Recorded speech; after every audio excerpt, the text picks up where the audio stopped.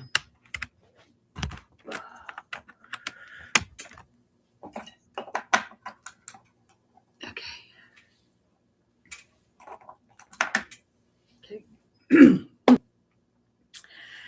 Hi everyone, I am Tara, aka Spirit Mother, and I would like to welcome you all back to my channel on YouTube, Spirit the Spirit Teachings of Going With Itself, on TikTok, 1974 Light Soul, and I'm also live on my Facebook. If you're new to my channel, I always recommend, suggest, and really encourage you to read the description on my YouTube channel, Spirit the Spirit Teachings of Going Within Self. As some of you are aware, I bring forward a lot of things, okay? And what was interesting, and it brought me back to truth and reconciliation. What is the truth about truth and reconciliation? Okay, because I'm watching this documentary. It's called Making a Killing, full documentary. Now, by watching this and really looking at things and what have you, I'm not like people's gonna get really fucking irritated with me. Okay. And the thing is, as I'm sitting here, and from the other research and things that I've looked into with regards to the government giving the Indigenous community billions of dollars yearly, okay, it made me wonder, because none of that money goes into the Indigenous community, okay? And this here, okay, I'm sitting and I was doing a few other videos, and Spirit channeled to me with regards to this. Is this another form and way to them to do money laundering? Ugh, see? Ugh. Okay? So I have this video, and I'm going to sit here and I'm going to watch it with you. If you don't want to sit and watch it with me and see what transpires of truths that you haven't been told because nobody really done the investigation looking into it, because you went on your news and things like that, and by them telling you within a minute or two of what's happening, people automatically go into it. And if you go into your own genealogy, you actually find different things out, because I can tell you right now, my 7th great granddaddy, he was scalped by Edward Cornwallis in 1756, which they won't tell you, but that is what actually caused the 7-year war in the French and British War. Okay? My 7, they're talking about unmarked graves. However, nothing was ever transpired. And I believe it's just another way of money laundering, and they are bringing things forward. Yes, children did die, and it was mostly from disease, and a lot of, there was probably some abuse going on in there, not just like, you look at your schools today, okay? Teachers are abusing the children. Some teachers are actually sexually harassing or sexually molesting the children, and they're actually doing it to each other, because if you look at pictures with regards to truth and reconciliation, you will see that the children were out playing and having fun. And I was actually to one of the residential schools twice, and well, I mean, the school's not there, and I actually channel things, okay? Because if you look at it, like, if they say they found bodies, and you look at Canada was at war with the United States in 1812, is it possible that, they said that they said that they found a tooth, but they found out it wasn't human. I mean, all you had to do was look at the tooth and you know that it wasn't human. Okay. Now, there's a lot of things that people don't understand, or they can't even comprehend, because there's so much anger and division. Is this here, to me, is another way of creating division, because you pay characters, okay? You pay people to say things, especially, they'll go after people of lower incomes to say certain things, okay? Like I said, I'm not saying that abuse didn't happen.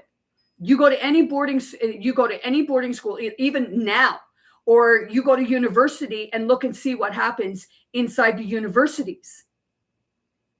Not just like with teachers or professors, but students are doing it to one another. You look at the schools, the mass shootings. What's happening with the mass shootings? It's mostly the children, right?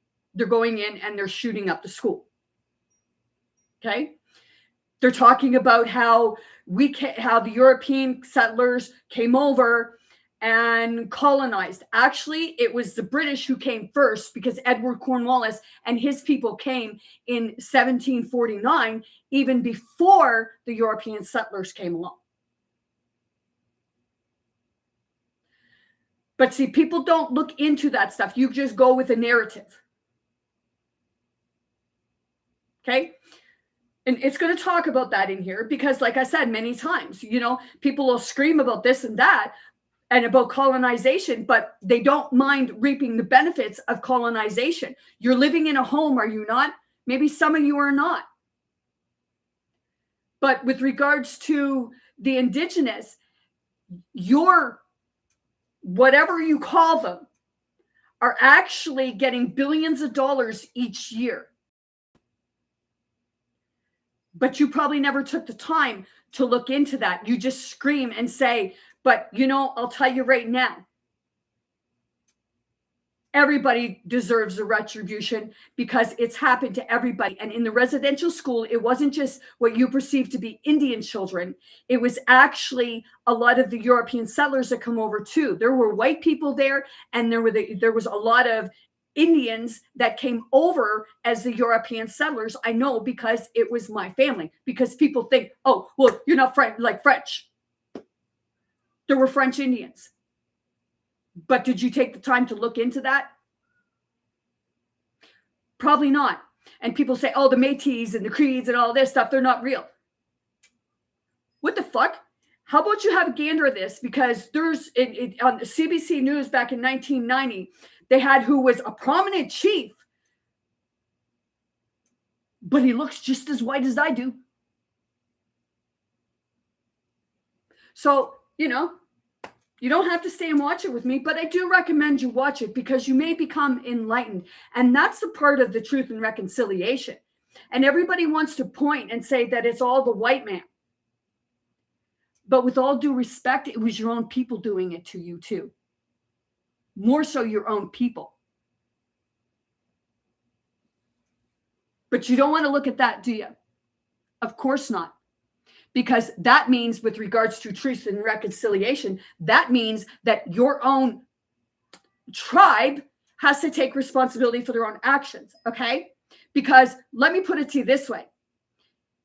Indians were scalping Indians. Indians were raping and killing each other. But you'll blame it all on the Europeans, right? But if you look back, you'll actually find out that it wasn't a lot of the European settlers that was doing it. It was Edward Cornwallis's people.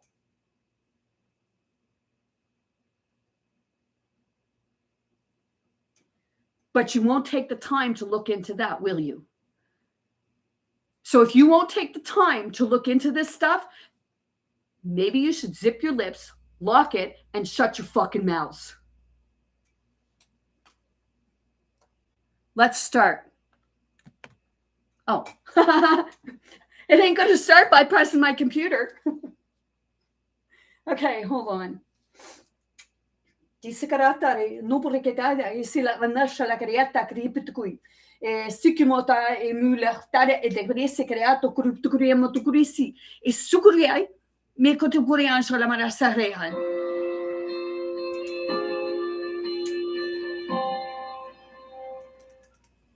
If you are sleeping in a position like I said, if you don't want to watch this with me, breathing, obstructive sleep apnea, because, you know, we'll go through things, and if you don't want to watch it with me, go watch it for yourself. Needed to restore cognitive function and recover.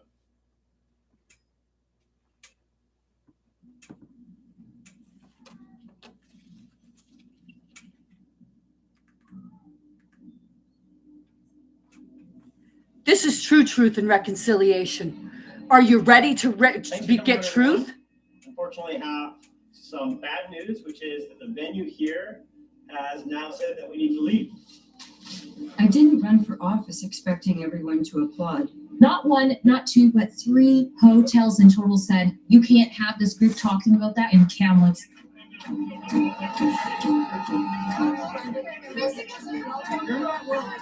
But I also didn't expect this.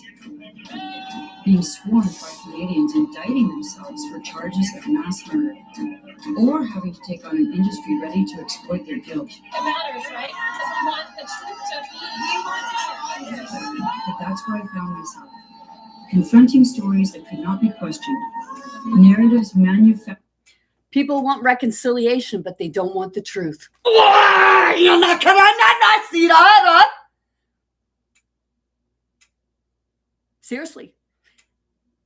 You're going to probably find out in the end that it was all about money laundering. To siphon wealth and power from open-hearted citizens. British Columbia is sitting at a pivotal crossroads. We have a beautiful land with extraordinary resources, abundance beyond the wildest imaginations. The rot in our province is deep. It is evident in our streets, our economy, and our culture. This is the stuff they don't show you on the news. We can descend into ruin. So what is this narrative? Is it true? And if it's not, what will it cost us to live by a lie? Reconciliation, genocide, and Political Canada. The discovery in Kamloops has been devastating. And a warning, the details are disturbing. I struggled to find words to express my horror and grief. The remains of what's believed to be 215 children were found in unmarked graves at the former Kamloops Indian Residential School in British Columbia. 215 children in a mass grave. A mass grave like that hasn't happened at the other Indian residential schools. We understand that you had heard rumors about this mass grave when you were a student there. We used to make up stories about the graveyard being in the orchard. We didn't even know if it was true. We heard an old man tell us that he used to see children burying children. There were acts of first-degree murder committed on our children, without a doubt. Infants who have been fathered by priests thrown into furnaces. Why are they being discovered now? Where was the cover-up? Can we have some justice? Now we have the horrifying evidence that the residential schools was a genocide of our people. This is the truth of Canada. In May of 2021, the Kamloops Indian Band issued a press release announcing their discovery of the remains of 215 children buried on the grounds of an old boarding school located on the reserve. Thousands of Indigenous children died of abuse and neglect, forcibly separated, taken from their parents, and forced to attend the schools. Many were subjected to abuse, rape, and malnutrition. The Truth and Reconciliation Committee warned that. Keep in mind, some of these bodies could have actually also have been from the mid-17 to late 1700s. And it doesn't mean that it was Indian either, because Edward Cornwallis was doing his raids. And he had bounties on people's heads, not just Indigenous. Anyone who helped them. And they were killing a lot of women and children and raping them in front of their husbands. Thousands of kids vanished. there was always a suspicion. Children going missing suddenly or being killed. I find the children's shoes to be such a poignant symbol there. Most residential schools were run by the Catholic Church on behalf of the government. See? Our young people are They're having fun. Statues and burning churches. Who's to say there will not be other incidents? Canada's leaders are endorsing the burning of churches. Quote, burn it all down. We must do more than tear down the symbols of colonization. Prime Minister Justin Trudeau says it is a painful reminder of. Like I said, burn down the evidence of colonization. You look at that lady, okay? I bet you she's reaping benefits of colonization.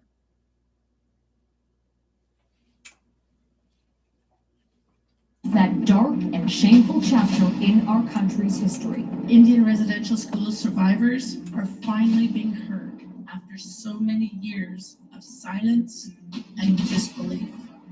I plan to keep those flags at half-mast until Indigenous peoples are happy to raise them again.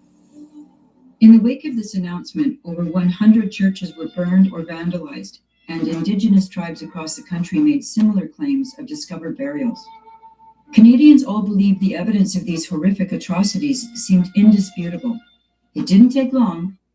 Keep in mind that some of these government officials, with regards to things, have done some heinous crimes themselves, and it's easy to blackmail and bribe them because of the evidence that they have against them. For politicians to condemn Canada for its crime. The government must recognize what happened in Canada's Indian residential schools as genocide. Thank you, Mr. Speaker. The House has heard the terms of the motion. All those opposed to the motion will please say nay. Carried.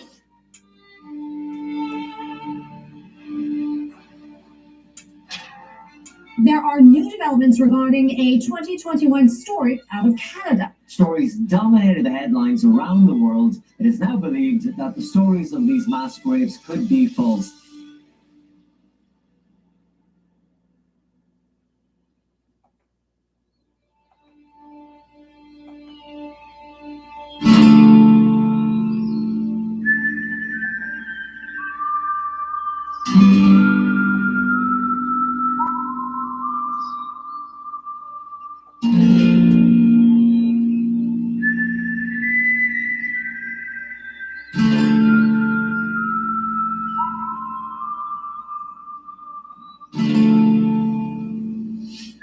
I'm looking at my X feed here, and some of these tweets I've received since my tweet went live. Whenever you take a stand on any issue, people are going to agree and disagree. Story also made it to Detroit news. I made it on there? Yeah. What? Where'd you find that? I get alerts when you're in the news. They included the pound sand. You know what's good about it? Because it's like swearing at them, but without using swear words. Pound sand. Another one I love is I don't give a fig. I don't give a fig what you think.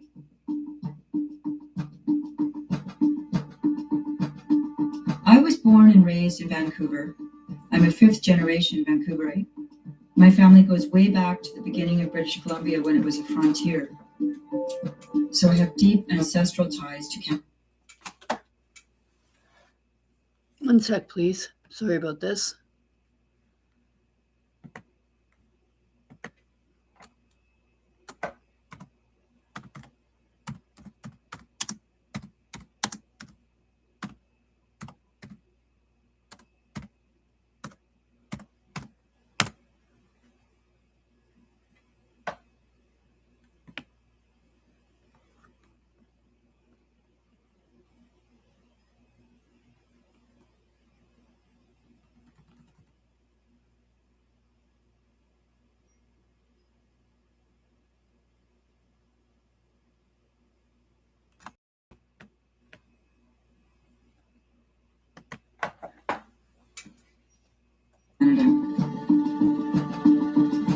I graduated from Princeton, majoring in political science, then went on to get my law degree from the University of Toronto.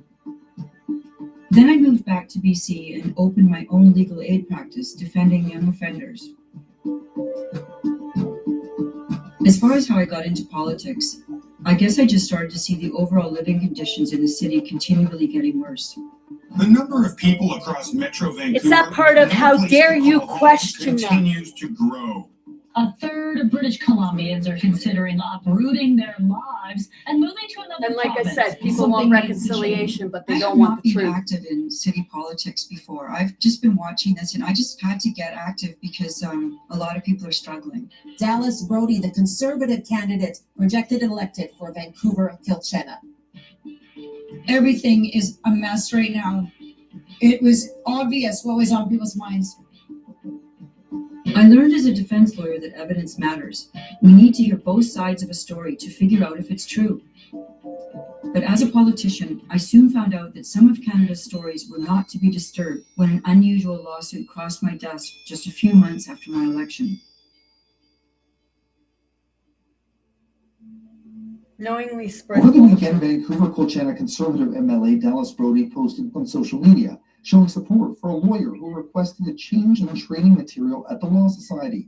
The course involves Indigenous issues, and he had taken the course and wanted to change to some wording within the course. James Heller pushed the Law Society of BC to change its training material to say there were potentially burial sites at the former residential school in Kamloops instead of more definitive language. Of all places where we need to be dealing in truth and facts and evidence is at the Law Society of British Columbia. Instead of changing the course, the Law Society made public statements portraying Jim as a racist. But Jim was only following a ruling from the BC Court of Appeal that stated the Kamloops burials had not been confirmed. The course spoke as if they found these kids, but the Court of Appeal says potential is the right word, is a totally accurate and fair qualifier to put on money laundering. And that's really kind of the heart of the story here. This is what really happens. It had been 4 years since Canadians were accused of mass murder in Canada. Lawyers were being attacked for raising questions. Politicians had been unwilling to weigh in. So I did.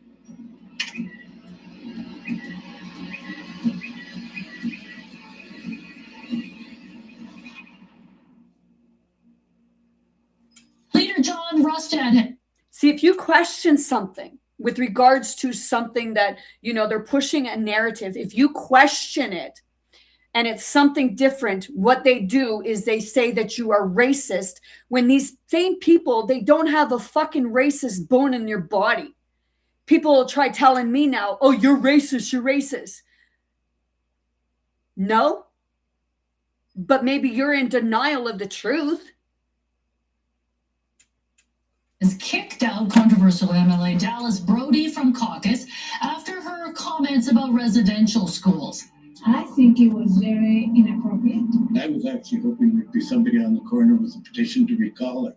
Her promotion of residential schools denial, her incoherent and consistently racist posturing in this House against Indigenous and First Nations that Did I get something on him? rights and sovereignty in this province. I find such remarks to be absolutely repugnant and ugly.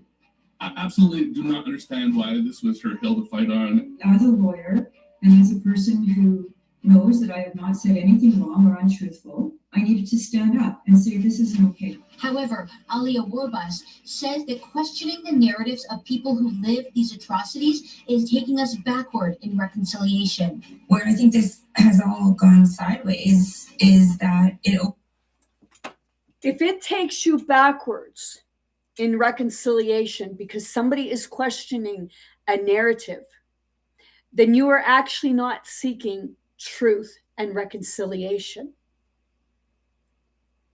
You are going with a narrative. I'm not in here to debate with people. I'm not in here to have a conversation with people. You can watch this with me, or you can go watch it on your own. It's Making a Killing, full documentary. Because I'm telling you right now, I have Indigenous, but people will say, oh, well, you're white. You wait until you get to the part where CBC, where a prominent chief is actually a fucking white man.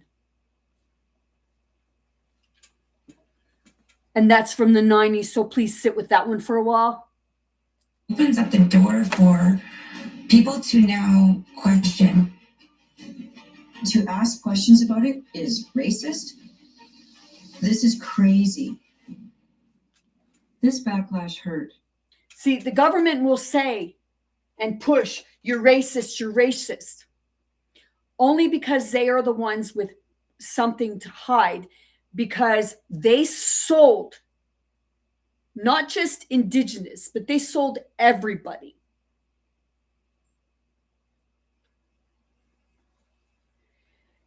And that's why they want to tell people that they're racist.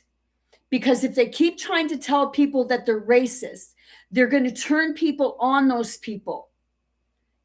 You know, they're pushing a narrative. They're manipulating the population. And if you're Indian and you're coming in to try and debate with me or fight with me, I've told people, maybe, instead of looking at 1 or 2 minutes on the news and just all the stuff that was passed down, you might want to go and actually do your genealogy. I did. I went back to the 1700s and before that, because, hey, we were ostracized for our beliefs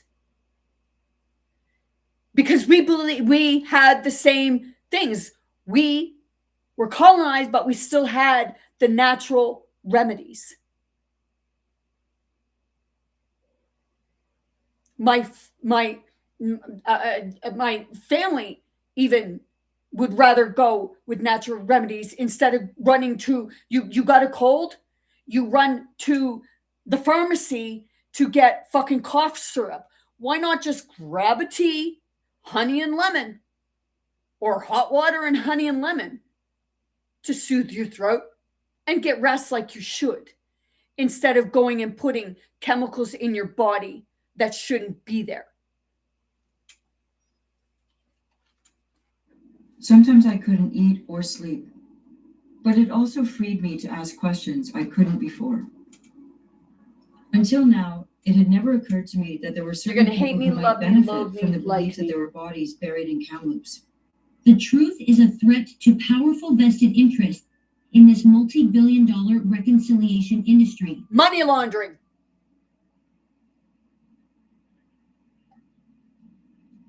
Why am I doing this?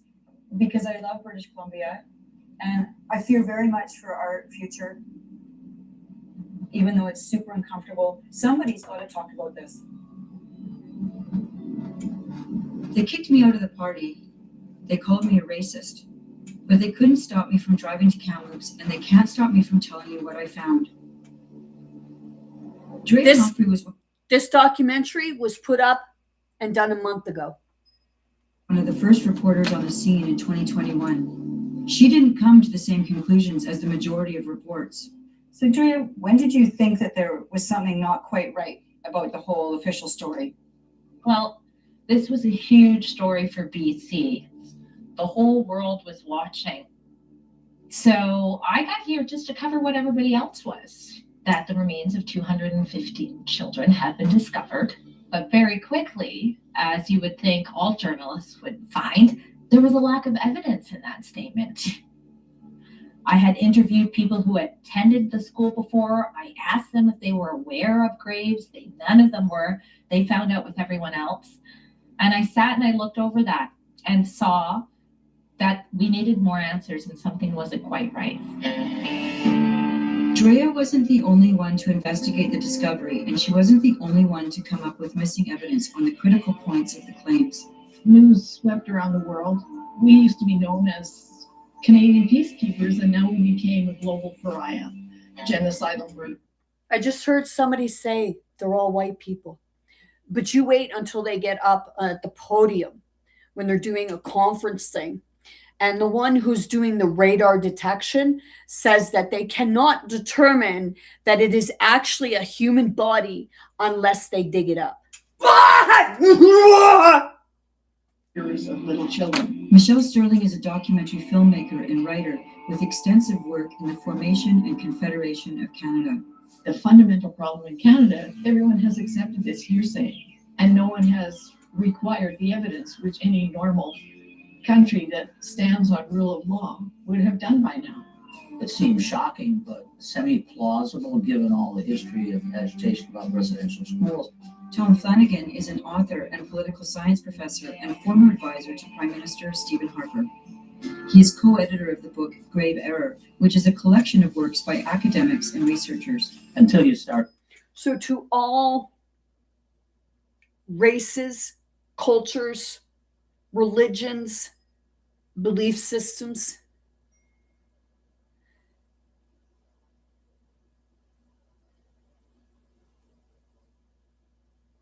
please wake up to what they're doing to us all. Looking more carefully, you realize that there's no reports, no police investigations, no correspondence about missing children. There's nothing. One of those contributing academics is Frances Widdowson, who has been studying Aboriginal governance in Canada for over a decade. There was a lot of control over the information. 60% of the public believe that there's a mass grave at camp. And I will tell you one thing. I went to Truth and Reconciliation 2 years in a row. The one just passed and the year before that. Before that, I had never gone. But each time they actually had a professor from Dalhousie University who's Indigenous. And he goes around looking for artifacts. Okay? He said that at the residential school in Shubenacadie, they're going to be doing that. They're going to be looking and doing radar or sonar or what have you. Okay. So I was interested in getting involved. I got accepted into, St. Mary's. I got accepted into St. Mary's. And I was actually interested in going and taking one of his courses until I talked to him. He is racist as they come. Okay. And earlier in the week, I was scrolling through and there was an Indian man and he was talking about stuff and, to reconcile and what have you. And, I agree with a lot of things that he said. But see, the thing is, how do you expect, you say about peace and reconciliation and what have you, but yet for your fucking shit at the top, you're calling white people fucking crackers? Seriously, what the fuck's your malfunction, people? I'm literally asking you, what the fuck is your malfunction? How is that bringing truth and reconciliation when you want to point fingers at everybody else and you don't want to look at your own? The public needs to know what they have in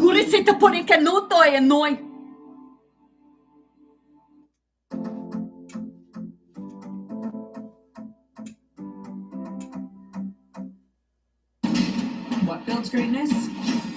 Routine and consistency. Nah, you can't fast forward commercials. Factor. That's the bummer about it. Every bite builds progress. Gabrielle turned her passion into a thriving business with Hostinger. Now it's your turn to take your idea online.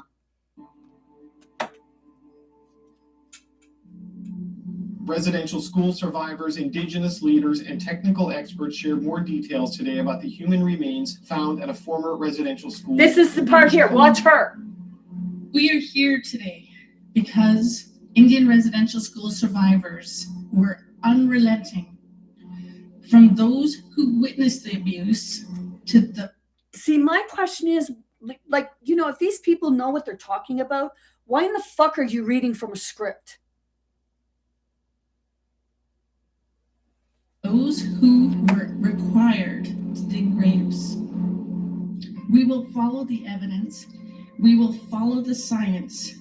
We are not here for retaliation. We are here for truth-telling. Think of it this way.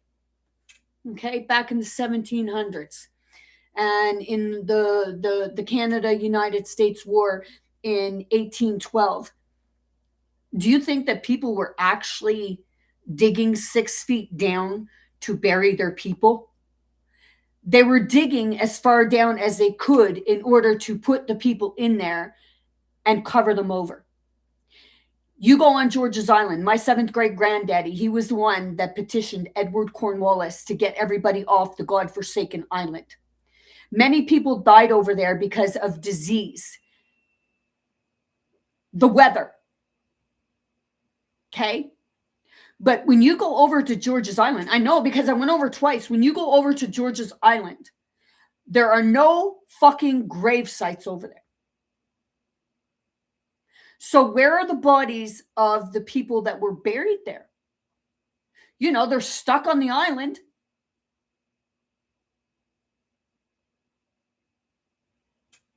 Just saying. Sit with that. With that, it is my honor to call forward the ground penetrating radar specialist to present the findings from the investigation that she conducted on behalf of the Kamloops District. That was weird. Science. We are not here for retaliation. We are here for truth telling. Are you sure you're not here for retaliation? Are you okay? Maybe are you here for retaliation, or is your leaders, your natively Indian leaders, actually here, including the people's leaders, here to launder more money from the people? And in order to do that, they have to divide you. Do you get it yet? With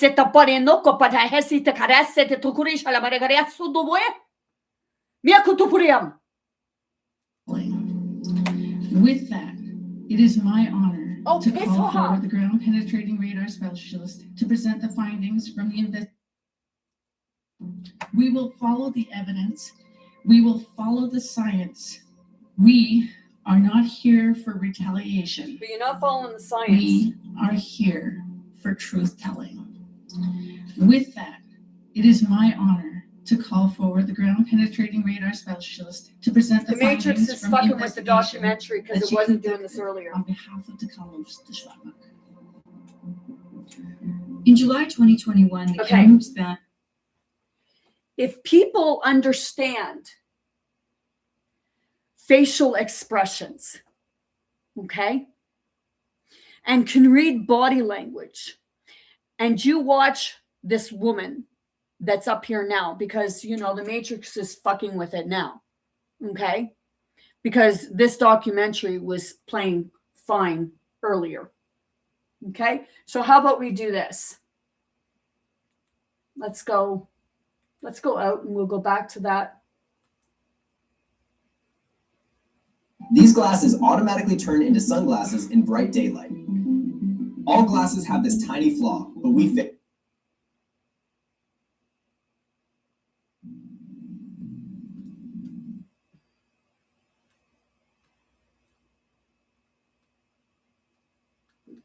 Come on, lady. I guess we have to go back to Indian there. residential school survivors are finally being heard after so many years of silence and disbelief. I plan to keep those flags and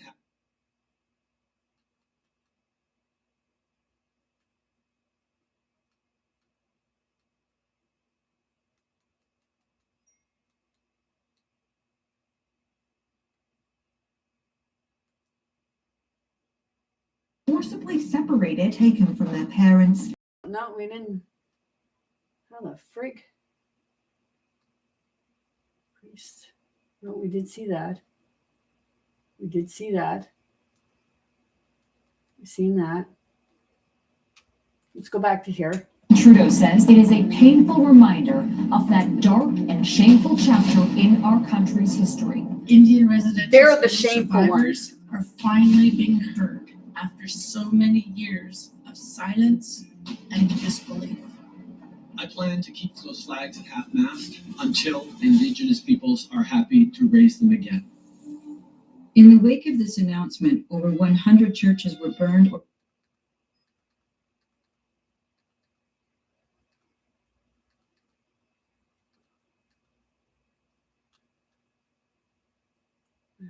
back to the beginning of British Columbia when it was a frontier.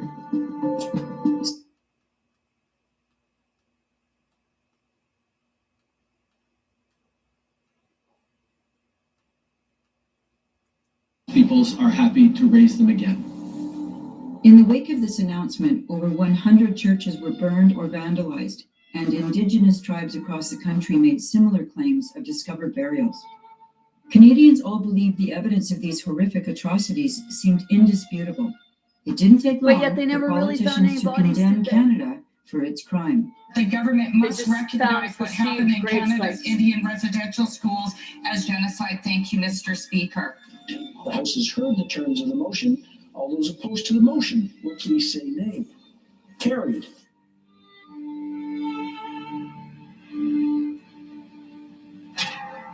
There are new developments regarding a 2021 story out of Canada. Stories dominated the headlines around the world. It is now believed that the stories of these mass graves could be false.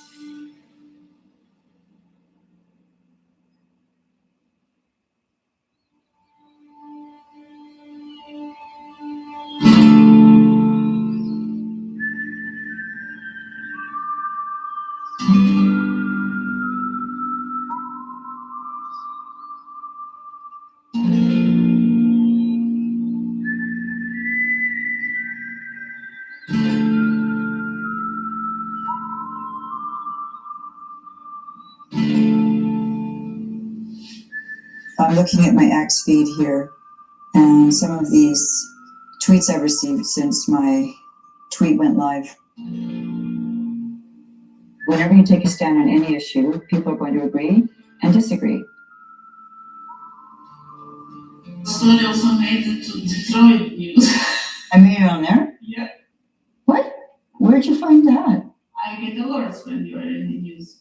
They included the pound sand. You know what's good about it? Because it's like swearing at them, but without using swear words. Pound sand. Another one I love is I don't give a fig. I don't give a fig what you think.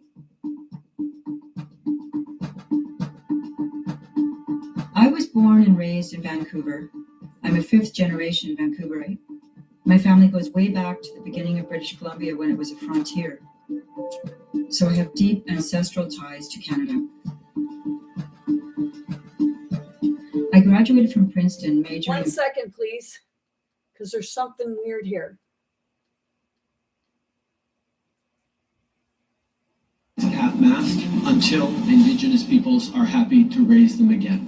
So why didn't they show In the her? wake of this announcement, over 100 churches were burned or vandalized, and Indigenous tribes. Yeah, this is really weird. Oh, here we go. There.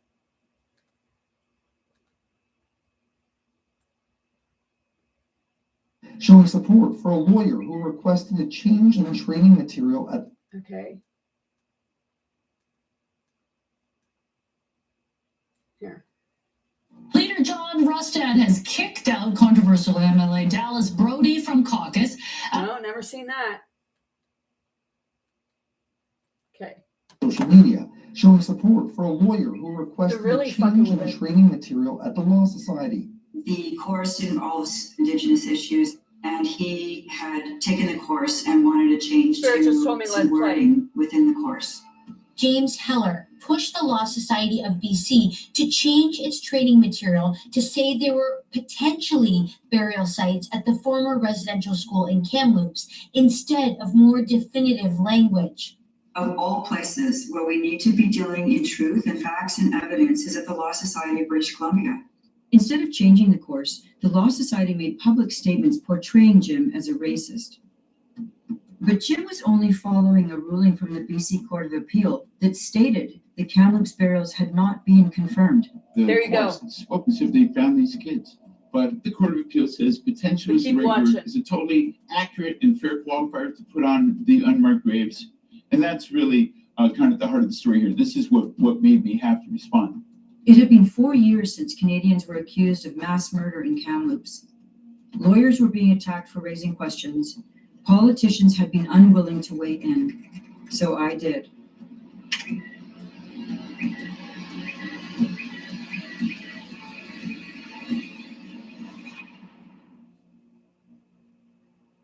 Leader John Rustad has kicked out controversial MLA Dallas Brody from caucus after her comments about residential schools. I think it was very inappropriate. I was actually hoping there'd be somebody on the corner with a petition to recall it. Her promotion of residential schools denial, her incoherent and consistently racist posturing in this House against Indigenous and First Nations that do in fact have rights and sovereignty in this I province. remember watching I this because I find said they such must have remarks something to on be him. absolutely repugnant and ugly. I absolutely do not understand why this was her hill to fight on. As a lawyer and as a person who knows that I have not said anything wrong or untruthful, I needed to stand up and say this isn't okay. However, Alia Warbus says the question. Can people tell me, please, why it is that Indigenous Indians should feel like they're just the free ones and everybody else is supposed to be a slave to the system? Please. We are all family. You know, the families were like the Indians that were perceived to be here, which we were Indians. Some of us were Indians when we come over. Our families made it with one another. So recreated other family members. So how can you say that we don't belong here? Because I'm being honest, even the ones that say that they're pure Indians of the Mi'kmaq or what have you, are you sure about that? You say you were the first to inhabit, but you actually weren't? Because I dug in deeper, and it was actually, from what I dug, it was actually the Asian community that had it first. The narratives of people who lived these atrocities is taking us backward in reconciliation. Where I think this has all gone sideways is that it opens up the door for people to now question. To ask questions about it is racist. This is crazy. This backlash hurt. Sometimes I couldn't eat or sleep, but it also freed me to ask questions I couldn't before. Until now, it had never occurred to me that there were certain people who might benefit from the belief that there were bodies buried in Kamloops. The truth is a threat to powerful vested interests in this multi-billion-dollar reconciliation industry. Right, I said that it's money laundering. See, they don't like when I say money laundering. Because I'm not British Columbia. Come on, bring it. I see very much for our future. Even though it's super uncomfortable, somebody's got to talk about this. They kicked me out of the party. They called me a racist. But they couldn't stop me from driving to Kamloops, and they can't stop me from telling you what I found. Drea Humphrey was one of the first reporters on the scene in 2021. She didn't come to the same conclusions as the majority of reports. So, Drea, when did you think that there was something not quite right about the whole official story? Well, this was a huge story for BC. The whole world was watching. So I got here just to cover what everybody else was, that the remains of 215 children had been discovered. But very quickly, as you would think all journalists would find, there was a lack of evidence in that statement. I had interviewed people who had attended the school before. I asked them if they were aware of graves. None of them were. They found out with everyone else. And I sat and I looked over that and saw that we needed more answers and something wasn't quite right. Drea wasn't the only one to investigate the discovery, and she wasn't the only one to come up with missing evidence on the critical points of the claims. News swept around the world. We used to be known as Canadian peacekeepers, and now we became a global pariah, genocidal murderers of little children. Michelle Sterling is a documentary filmmaker and writer with extensive work in the Formation and Confederation of Canada. The fundamental problem in Canada, everyone has accepted this hearsay, and no one has required the evidence, which any normal country that stands on. Maybe you should start off with Jean George Besançon, or Jean-Jacques Jacob Besançon. If you don't want to go as far back as Jean George Besançon, because Jean George Besançon he went by Jean or John Jacques Jacob Besançon. See if you were related to him, because they were all, his children were all with all of you. The biggest majority of Nova Scotians are probably descendants of him. Rule of law would have done by now. It seems shocking, but semi-plausible given all the history of agitation about residential schools. Tom Flanagan is an author and political science professor and former advisor to Prime Minister Stephen Harper. He is co-editor of the book Grave Error, which is a collection of works by academics and researchers. Until you started looking more carefully and you realized that there's no reports, no police investigations, no correspondence. I'm not saying they weren't committing a There's genocide, but they were committing a genocide One of on those everyone. contributing academics is Francis Widdowson, who has been studying Aboriginal governance in Canada for over a decade. There was a lot of control over the information. 60% of the public believe that there's a mass grave at Kamloops. The public needs to know what they have engaged in.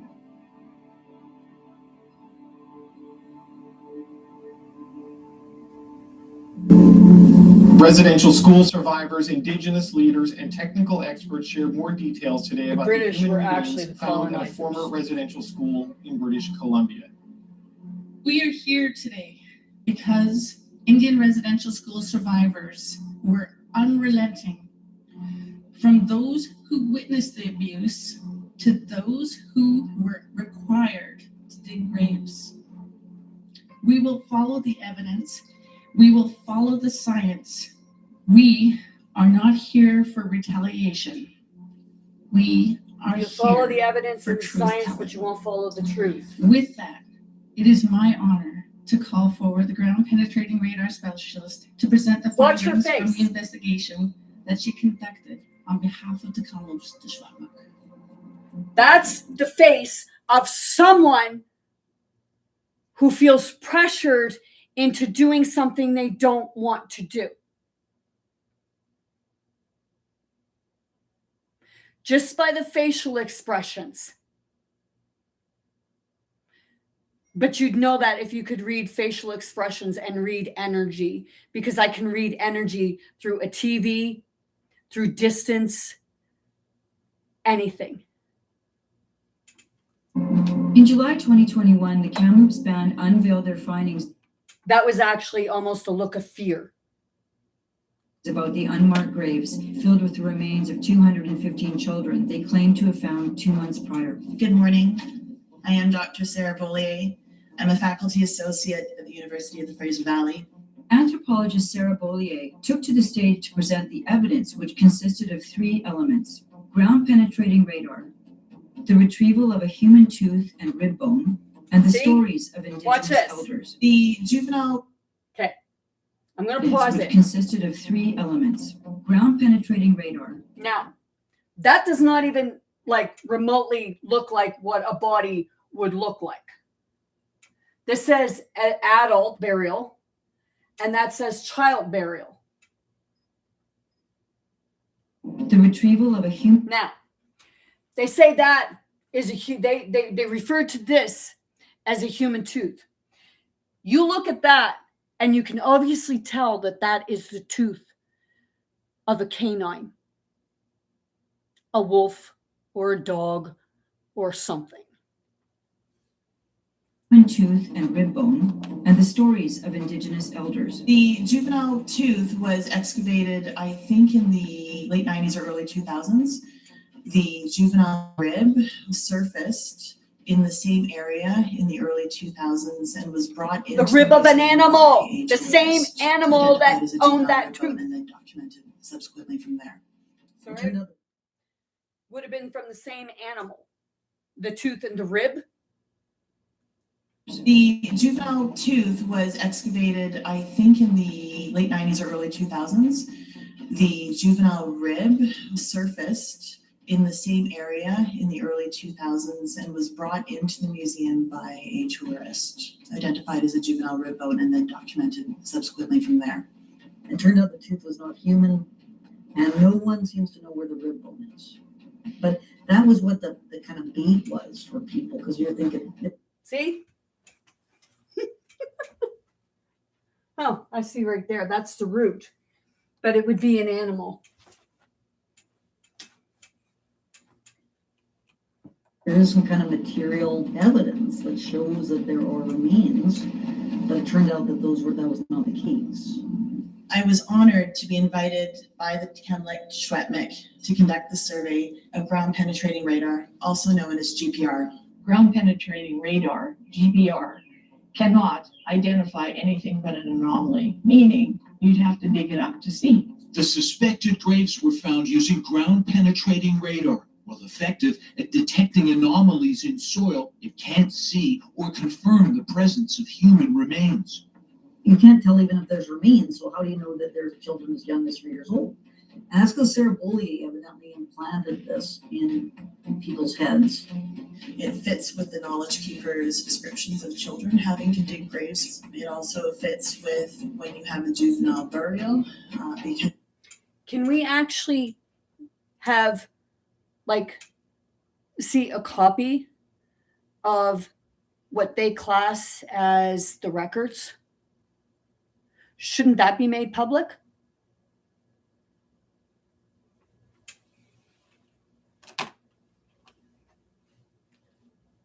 they are smaller in length, they typically are not. And on this, they also say about that, like, they're not going in and digging up the bodies, but yet, you know, I've heard many people, many Indians, indigenous, saying that they want the bodies dug up so that they can give their they can give their family members a proper burial.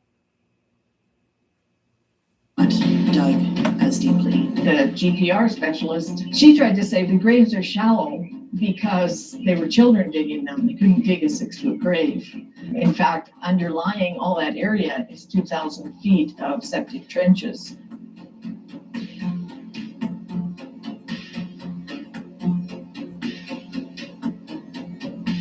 In the end, the report revealed that there were not 215 children, but rather 200 anomalies. There were not graves, but rather targets of interest, and that you could not confirm either of those facts without an actual excavation. With ground radar, we can never say definitively that they are human remains until one excavates. There. Despite this admission, during that very press conference, she verified it herself.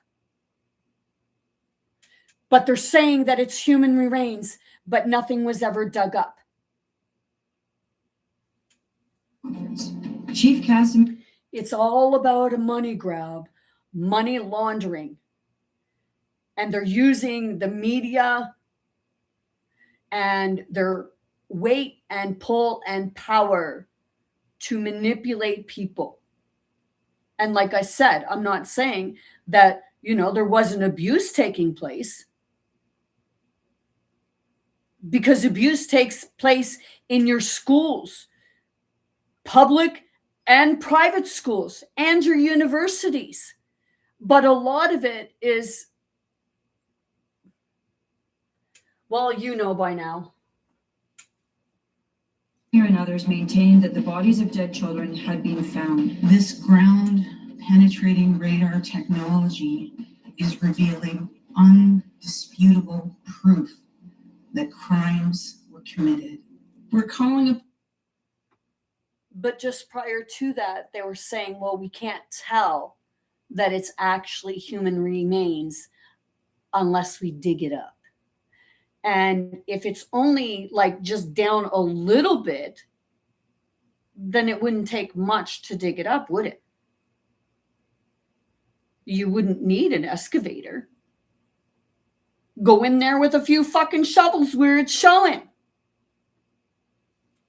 On both the federal and the provincial governments to provide immediate and ongoing funding to identify and protect the remains of the children found buried at the Kamloops Indian Residential School.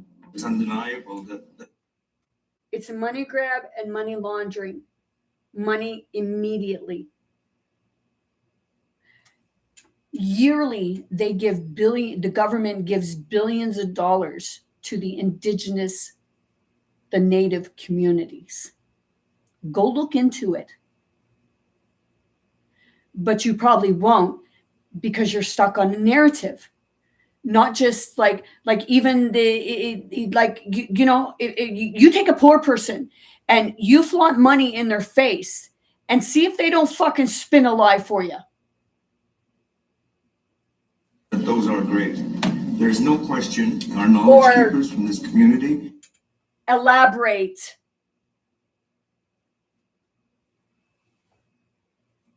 Have told us so.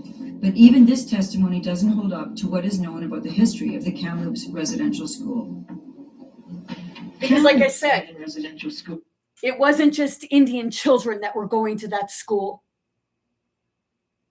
It was actually even the European settlers that came over that went to those schools, and some of the British children. It was a private school. It was all ones that could not speak English that was put into those schools. It was run largely by Indigenous people. You don't think they would have noticed that some of their people went missing? It's a large school, lots of staff, near a city, near a band. The kids go home for the summer. Nothing mysterious is going to happen at Kamloops. Native parents are like other parents. They'd ask, where are my kids? The thing is, if there's a missing person, what is their name? Who are they related to? Who are the 215? I know that many people go There's no missing. list of names of all these alleged missing children. But Kamloops Indian Band, they just keep on making these state.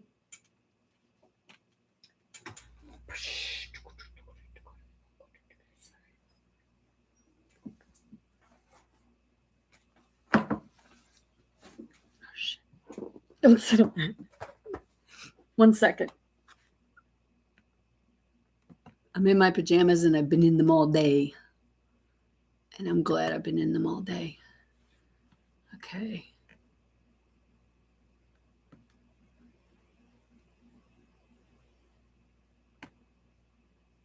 Okay.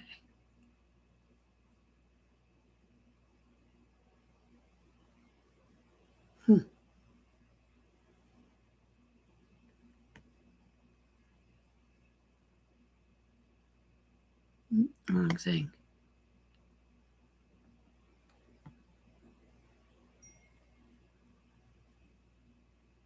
Oh, what was one below it? Okay. Oh.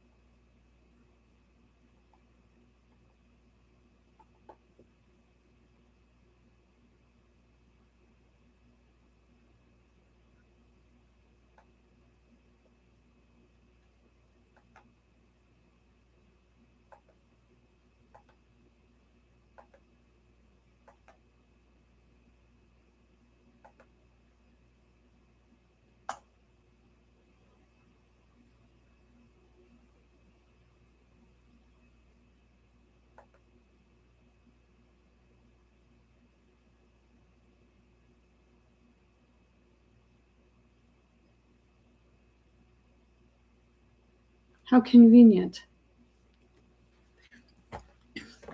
Let's do it this way, okay? Because I think that people on my YouTube and my Facebook should be able to see it if I face it. What the fuck? Towards here. You see that? That there is a list of the people that were said to be missing in Cornwallis's people. And it goes, there's like 65 pages of missing people. And they conveniently say that the people went back home.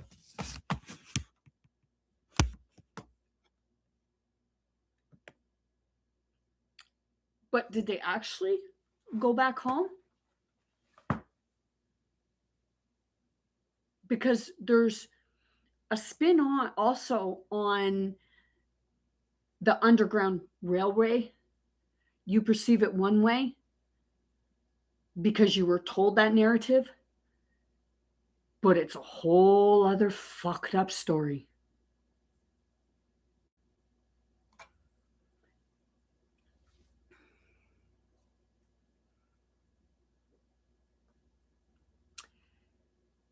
And they were actually taking some of those people from Canada because in Nova Scotia, because if you look, the way that it connects from Nova Scotia and it goes over to, I believe it's Boston and those places there.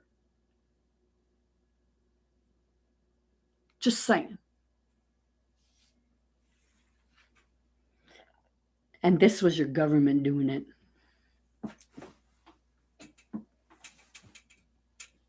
Months about, the 215, they're pretending that it's been found that there's 215 children. It's highly improbable because not one parent has said that their child never came home from the Kamloops Indian residential school. I reached out to Chief Casimir to discuss the status of any identified burials. I received no response. So my team and I took a tour of the school museum to see what answers, if any, it could offer. But unfortunately, inside the school, we asked that. And keep in mind that the Kamloops Reserve wasn't established until 1862, long after the war between the United States and Canada. And the residential school was not established until, well, some say 1890, and others say that it was actually established in 1893.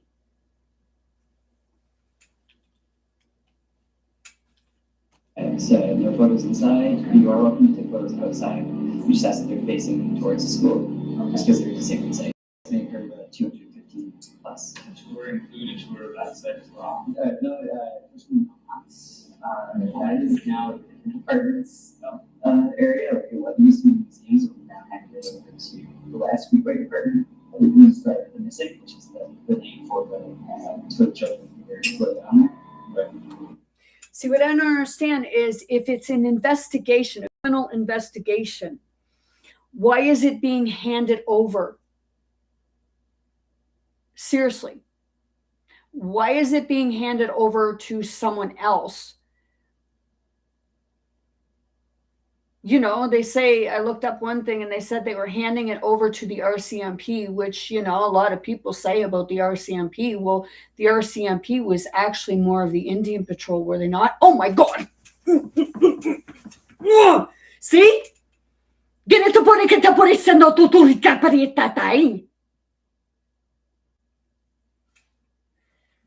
The Indian Patrol was taking place in 1756 when Edward Cornwallis and his Indian Patrol scalped my 7th grade granddaddy in front of his pregnant wife and 1.5-year-old child and other people in the fucking community. We are open to learn about that. But do we know that there's 215 people buried there? What do we know? I think so. Because they were also protecting three youth. Go look into that. But they didn't give you the name of the man, did they? And the reason why they didn't is because I have strong reason to believe that my 7th grade granddaddy, Jean George Bezanson, was the chief.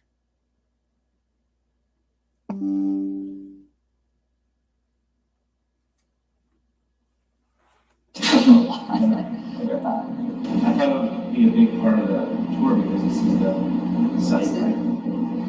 Yeah, It's the big story. Are you aware of whether there's been any digging on the Kamloops land? There has been digging at the Pine Creek Reservation in Manitoba. Taking that step of actually deciding to dig, of trying to confirm what those anomalies are, led down a tough road.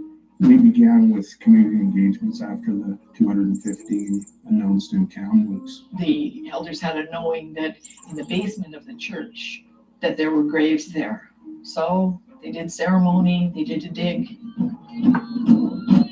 The next morning, the community gathered for a ceremony to learn what they had found. 0 of those excavations reveal anything looking like human remains.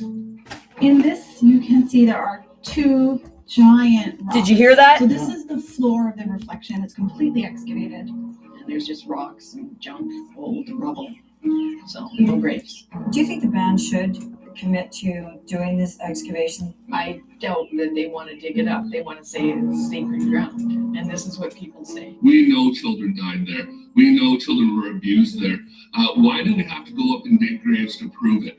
They don't owe you their children's bodies.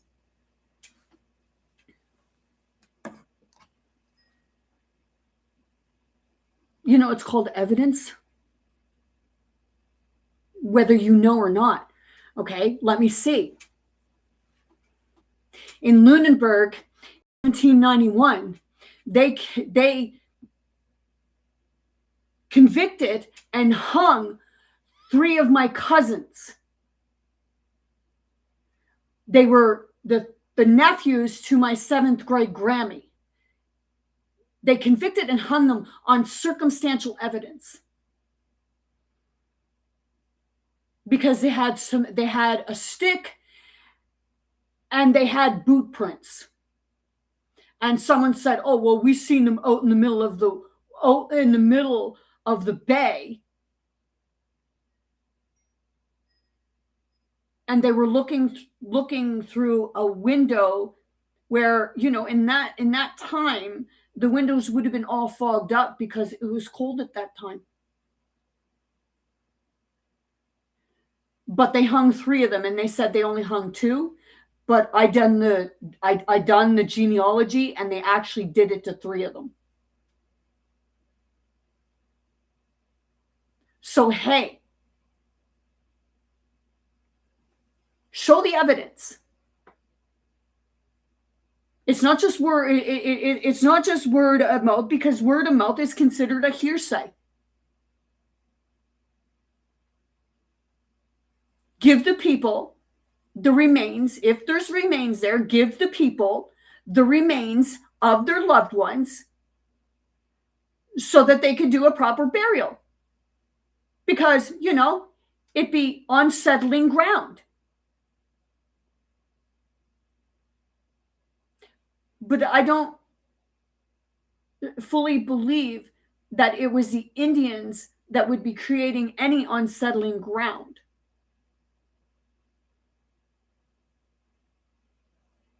But there are a lot of unmarked graves everywhere in the world. And it has a lot to do with the way that they constructed things years ago, because they didn't get caskets. They didn't embalm their loved ones. They dug down as far as they could, and if they were in a hurry, they didn't dig very far. They only dug far enough to put them in the grave and cover them over, because everybody was running for safety and their lives. But people don't get that, do you? So to that guy who said, we know, the people want the evidence. Not just, you know, people who say that, you know, we don't believe you. But the families that say they want their family members back.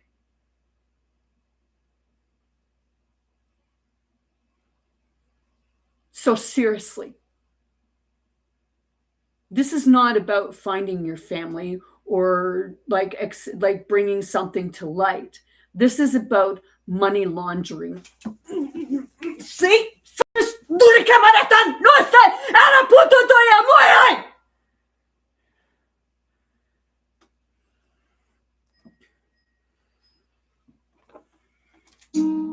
Yes, they do. If you're going to accuse my country and my ancestors of genocide, you better dig that ground up, because heinous crimes like this are based on evidence. They're not based on hearsay.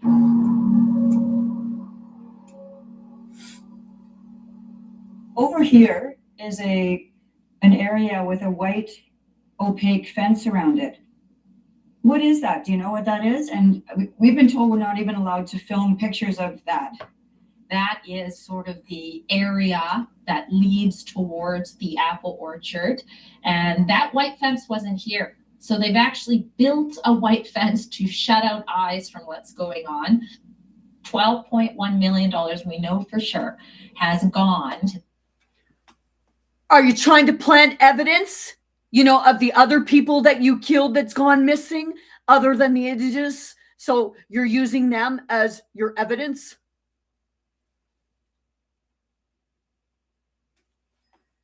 They like to do that, right? This claim for investigation. Just so it fits their narrative. Like excavation, and that hasn't happened. The ban, unfortunately, now knowing that so many people do know the truth, said that white supremacy is fueling residential school denialism instead of telling people, why haven't you dug in the ground yet with the millions of dollars you receive from the taxpayers?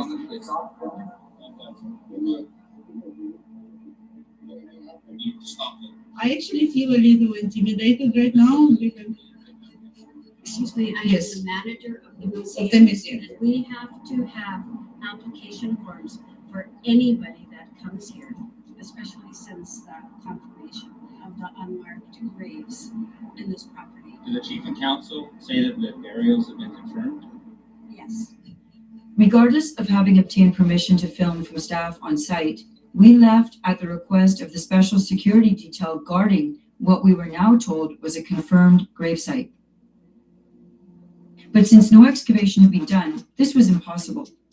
And despite announcing that the band was ready to excavate the site in July 2021, they still had not begun the work. See, the thing that the professor that was at the Truth and Reconciliation in Shubenacadie this year, and like just the past one and the one before that, he even said that, they can't claim it as sacred land unless they find something there. But if they found something, wouldn't they be actually bringing it forward to the public?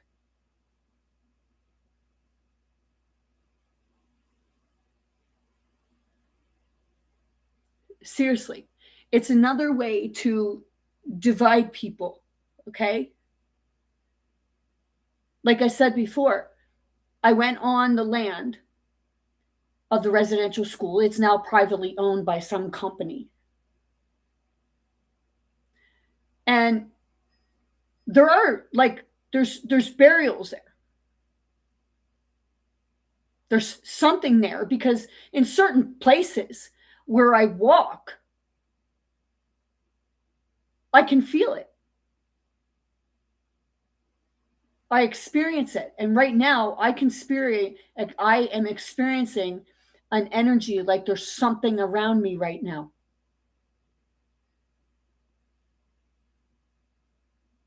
And it's like, hey, if this is bothering whoever it is or whatever it is, what do you have to hide? Don't you want the truth? Oh, right. The ones that don't want the truth will send others or other entities in to try and shut you up. Pisakata nikatare sitore topori nga basha la kita rusia area. Pikotori motayai.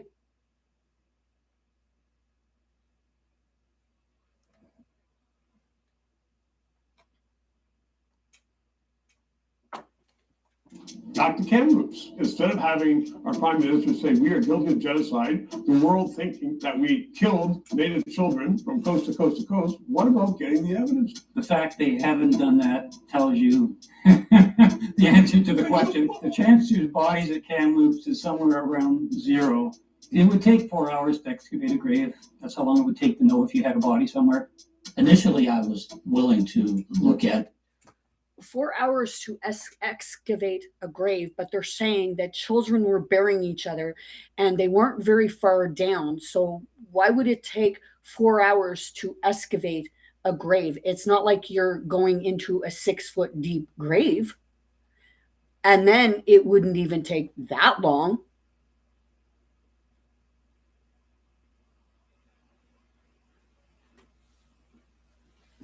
It is perhaps a simple mistake, but this goes way beyond the mistake. To have to admit that you've been complicit in that will tend to discredit the entire movement. People are going to have other questions.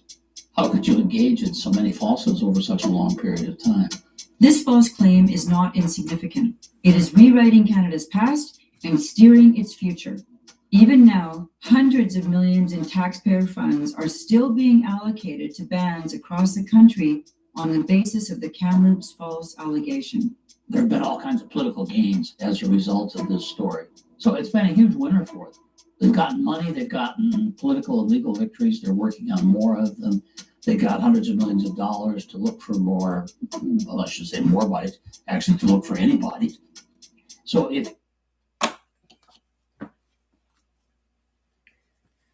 this is your shirts. Every child matters. Okay? Every child.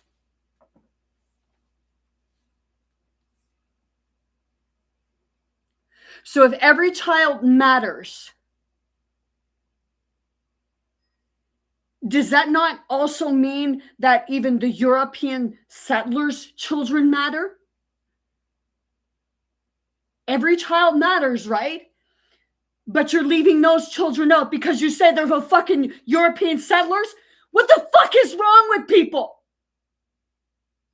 Don't tell me that you want fucking truth and reconciliation when you won't even look at the fucking truth. Because you're too goddamn blinded by fucking ignorance.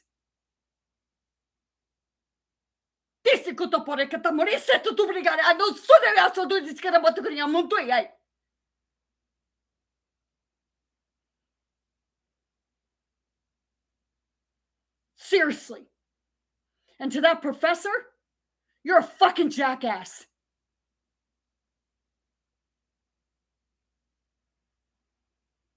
When I asked him, because I wanted to help find out what was going on up there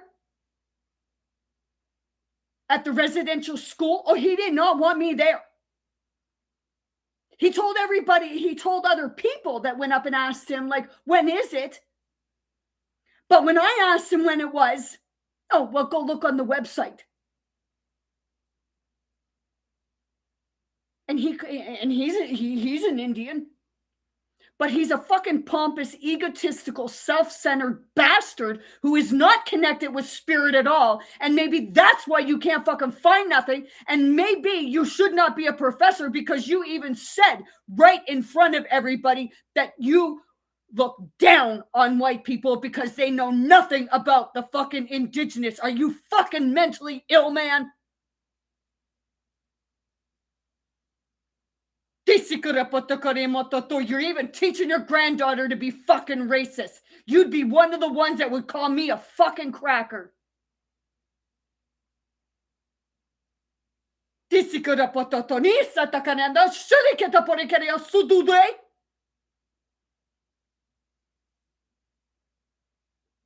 Who's the real native now? Because it sure the fuck ain't you, asshole. You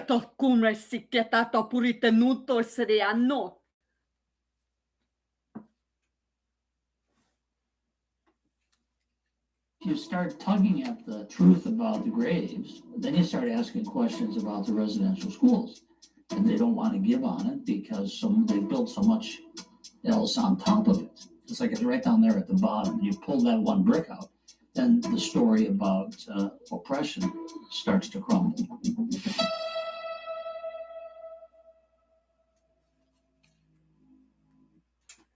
To the indigenous community, that professor that I just spoke about, he's not someone you should be looking up to.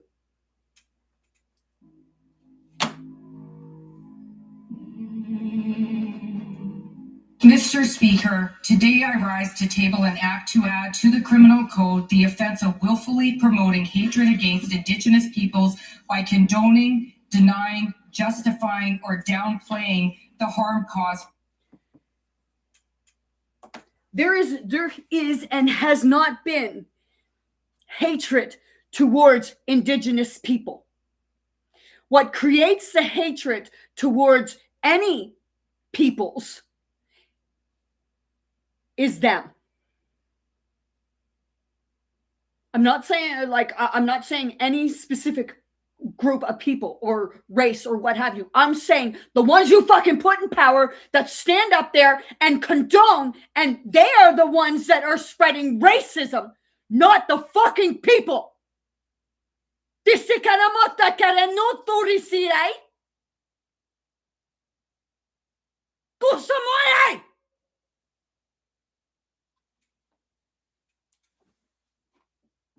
You want to act like children? Oh, wait, the children act better than the fucking adults. By the residential school system in Canada.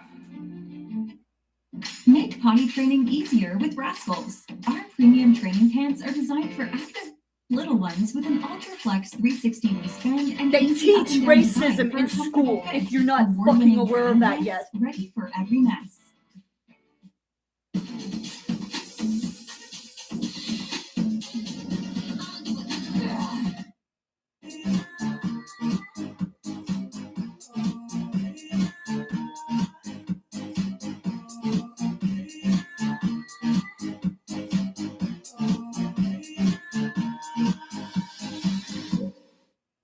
The reason I gathered you here today is for a family strategy meeting. Johnny, after dinner, you get 30 more minutes of I accept. I have publicly stated that the number of confirmed burials at the former residential schooling. You just keep in mind that who is it that says,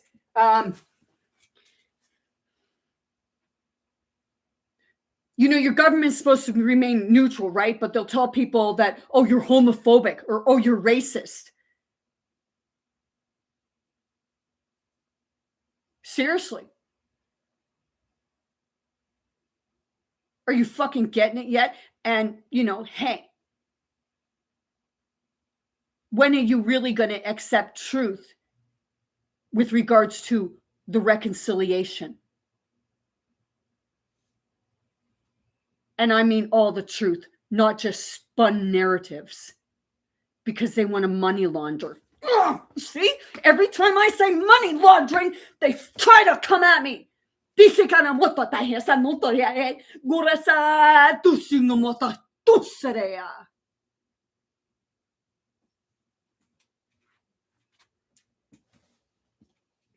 Kamloops is zero.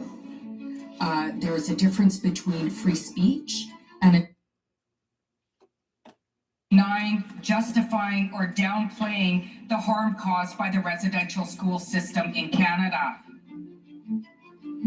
I have publicly stated that the number of confirmed burials at the former residential school in Kamloops is zero. Do you know, I have a part where they said about the Byzantine family.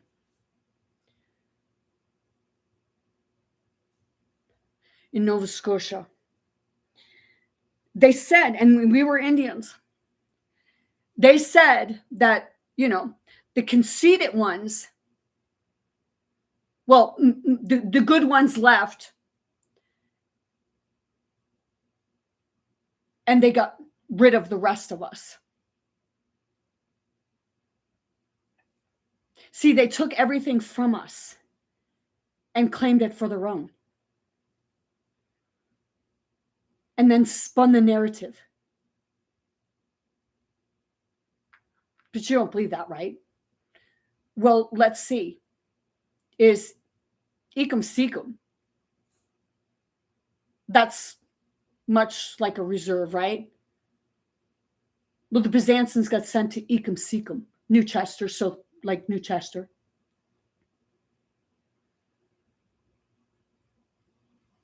And Little Liscombe. And then the Crofts, they got put on a reserve. My great Grammy was a Croft.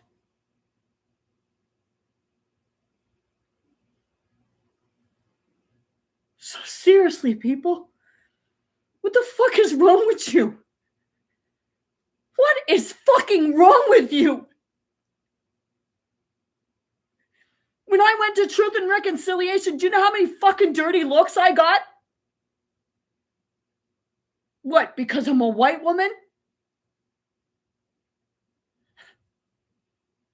Go fuck yourself.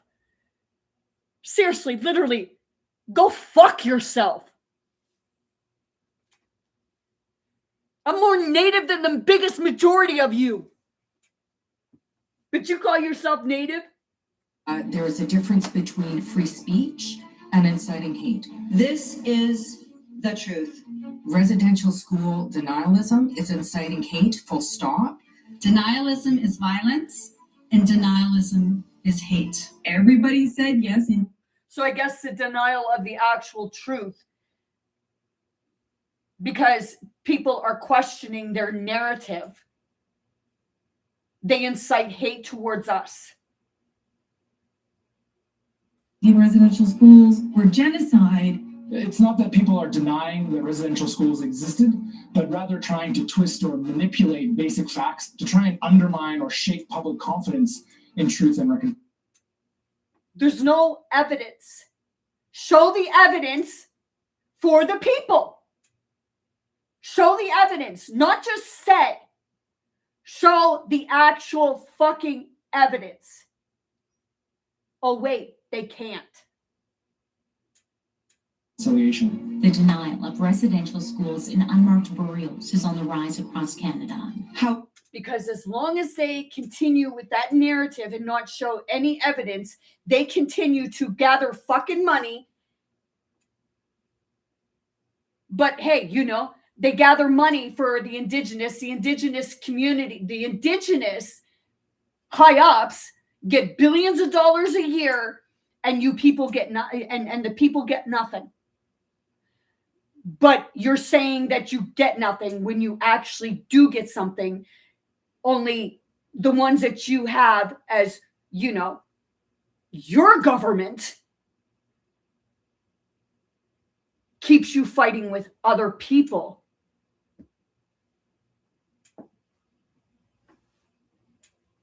However, the First Nations leaders... I'm not inciting hate. I'm questioning the narrative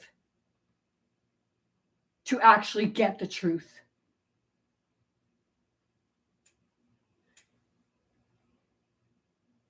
They're manipulating it. They are the racist fuckers. And they want to make the people be one, and they want to make the people look like they're the ones because they're questioning their narrative. Not hers, but the governments and the ones that are given billions of dollars for the indigenous community, which none of it goes into the community. That's why they have, you know, low income. That's why they're on fucking reserves. They shouldn't be on reserves. But I'm racist, right? Because I'm questioning this. I'm racist when I say that nobody should be put on a fucking reserve and told, oh, well, you know, you can only have your money if you live there. No, how about you take all the money instead of dividing fucking people and saying these people own the land or these people own the land when actually none of them actually own the fucking land because it was nobody's land to own in the beginning. And like I said earlier, if you want to go back, it was actually the Asian that actually inhabited this continent. And if you go look with regards to Nova Scotia was actually connected to Europe and Africa. Seriously, go have a gander. There's your truth that they don't tell you, right? Council, one of the most powerful lobby groups in British Columbia, is now calling for me to be imprisoned. The council's extremely upset at her blatant racist promotion of denialism. Why wouldn't we treat? That's not racism. That's questioning.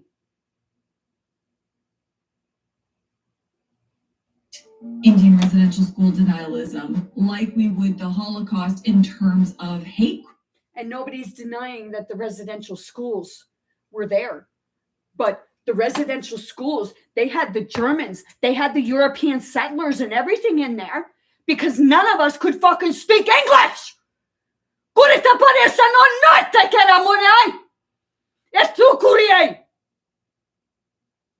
So stop playing goddamn fucking victim and saying we're the fucking enemy. We're the fucking family. But you're too ignorant to go do your genealogy to find that out, right?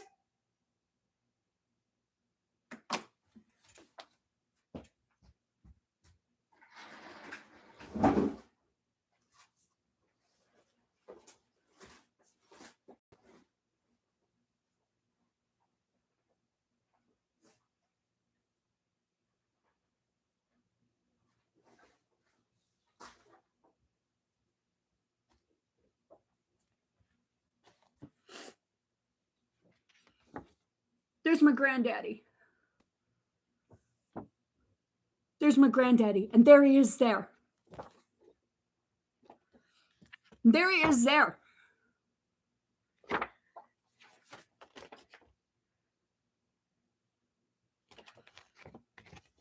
There's my great Grammy. She married a fucking white man. Well, he was part indigenous too. Right? You say there's a specific look to people, right? There they are there. Huh? That's my great Grammy. That's great Grammy Croft.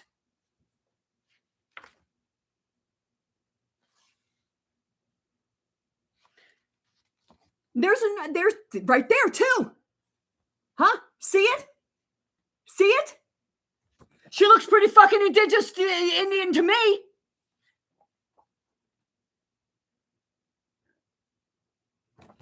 There they are. There's a group of them there. Hey, you know, looks pretty fucking indigenous to me.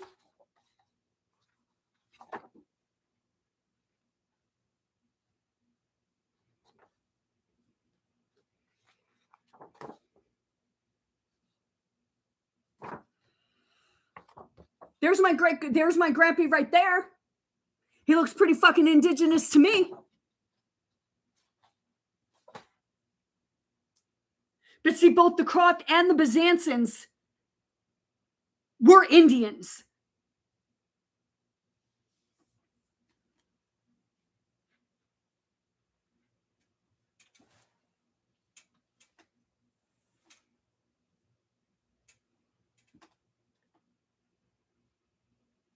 Just saying. And if you look at my mom too, you can actually see it. Crimes. We're seeking similar protections. On the basis of that factual statement, imprisoned. Does the Premier have a list of facts that British Columbians must not speak lest they be put in jail? If you ask Canadians, 2/3 want additional evidence before accepting unmarked graves at the Kamloops School. Or should I request that list from his good friends at the First Nations Leadership Council? In the end, this bill did not pass, but its fate is still undisputed.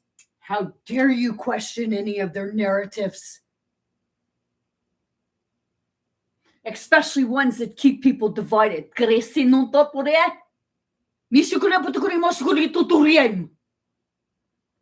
Decided. Indigenous lobby groups, activists, and politicians still push to limit Fuck your government, fuck your leaders, because all they want to do is cause conflict between the people and say we're all a bunch of racist people towards each other when they're the fucking racist bastards. speech around residential school claims of genocide.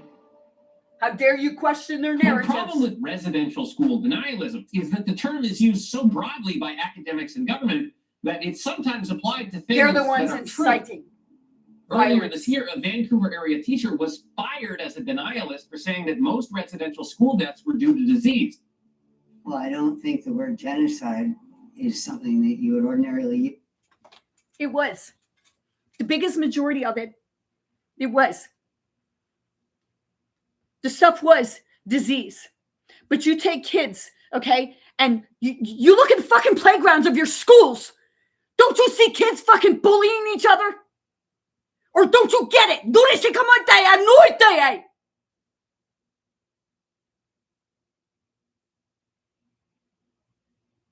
Seriously. What the fuck is the malfunction of people? You know, you're being struck. Don't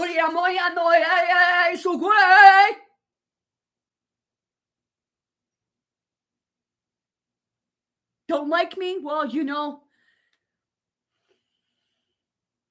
Oh, well. I guess it's the fact that, you know, the truth hurts. And if people question a narrative, especially if it's your narrative,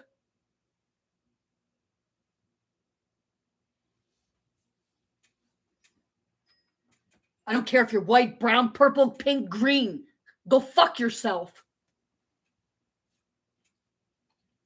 In regard to an educational program. But 4 years ago, what the Abbotsford School District told all students, including ones in kindergarten, that there was a mass grave in which there were all these children found. This was top-down manipulation of children. So you've told me that you're not allowed to enter the school ground anymore. How? So if you dare question and if you dare teach truth to children, because he said there was none found because they want to turn people on one another because that's how they remain in control.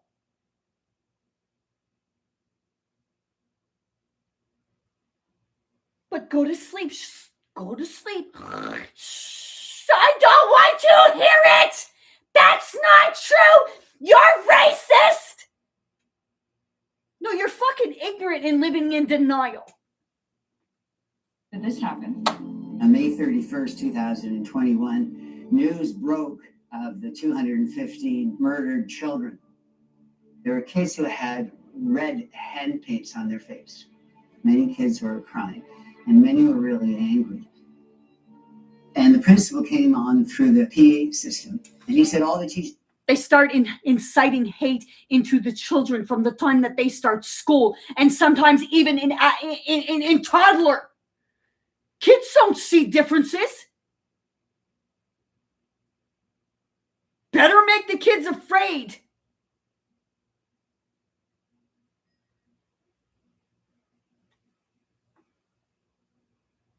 So they can grow up and hate other people, other ethnic groups, and other people who question things because they've been indoctrinated into some freaking... The heinous crime is them. The ones spinning narratives. I'm not, like I said, I'm not saying that children didn't die, or even at their own hands. And I'm not saying that the church are innocent in any of this. But what I am saying is if you'd done your looking into it, you would find that your own family members were in the fucking schools teaching you. So I guess they were abusing their own people. You have to stop what you're doing and talk about the news today. The kids right away, they wanted me to get to the essence of this, which is that there were a lot of kids murdered. This is terrible. And how can Canada fund? Your chief made the deal with the devil. Something like this. Then kids started talking about priests and nuns murdering, and then they put them on the snow to die. So I described what happened, and I talked about what the schools were designed to do, which is to educate those that died tragically, because kids did die. You take, okay, you bring over, you take a group of kids and you put them in the same, and they're taught to be racist against each culture, okay? So what are you going to have? Okay, you're going to have a group of bullies ganging up on different students, no matter what student, no matter what ethnic background, no matter what language they speak, they're going to gang up on another student. And what are they going to do to try and fucking cover it up? They're going to bury that kid, and they're going to say, oh, that kid ran away. Shit. See? That's why you say that it was small graves. Don't say more than that.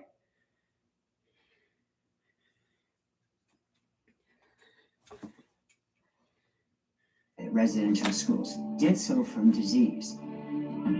There wasn't murder. There wasn't. And they did. Disease was rampant then. Especially in the winter seasons. You look at fucking weather today. How many people are dying from fucking pneumonia? Sit with that. Please fucking sit with that. And at that time, you know, Spanish flu came about in the 1900s.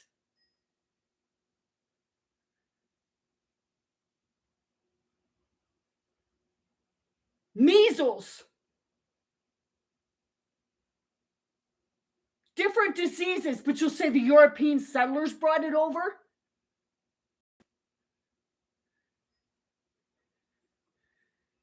No. Nature caused a lot of it.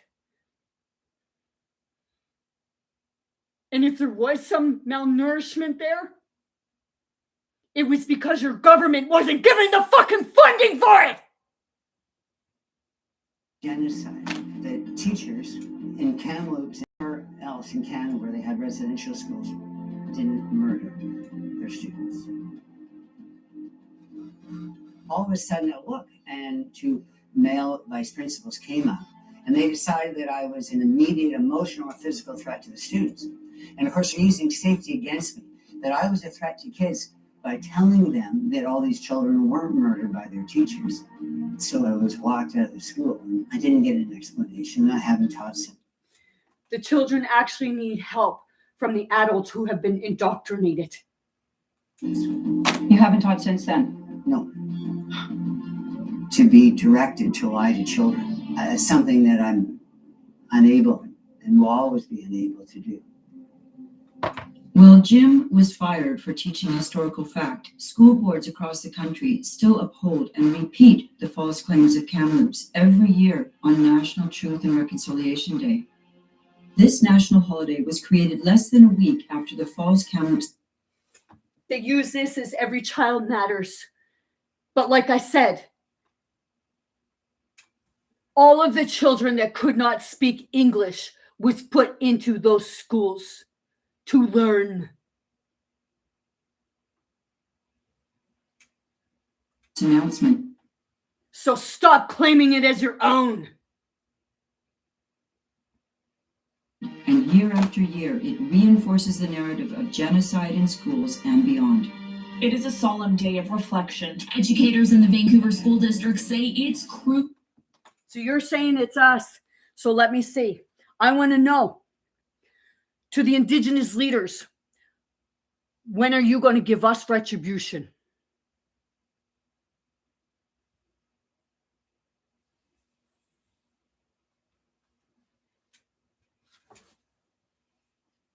To incorporate Indigenous teachings into the curriculum. This is the generation of reconciliation. In BC, we are lucky to work under a curriculum that mandate K-12 integration of Indigenous worldviews. What are they doing right now? You know, they're doing the same thing, right? They're indoctrinating people from other countries, right? You got to learn how to speak fucking English, right? If you don't speak English, you can't be part of society. You are fucking like, oh my goodness. Gurita para criança, Nana?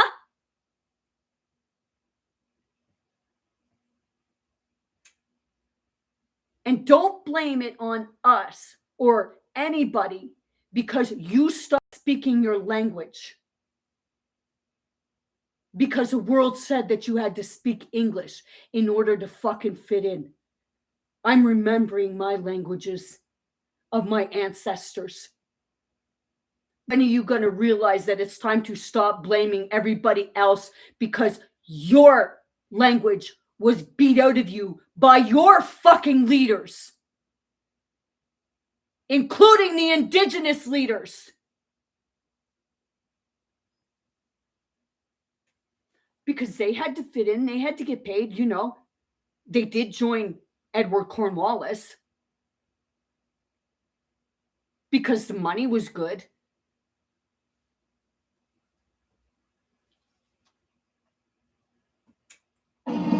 This has been a very dark chapter in our history. Students and the world need to know the truth about our country's history. If you want school, send them here to us in British Columbia. Another strong voice pushing back against this new wave of indoctrination. I have a document in front of me from the government's own curriculum guidance for teachers. It instructs that students are to develop a Hey, if you look at the list that they said with regards to some of the children, she must be an ancestor to one of the ones that was put in a residential school, because Armstrong was in there.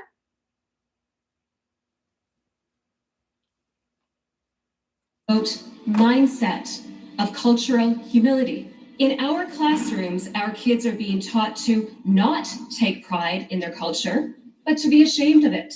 Many non-Indigenous people, including myself, use the term settler, uninvited guest, or for white folks, colonizer.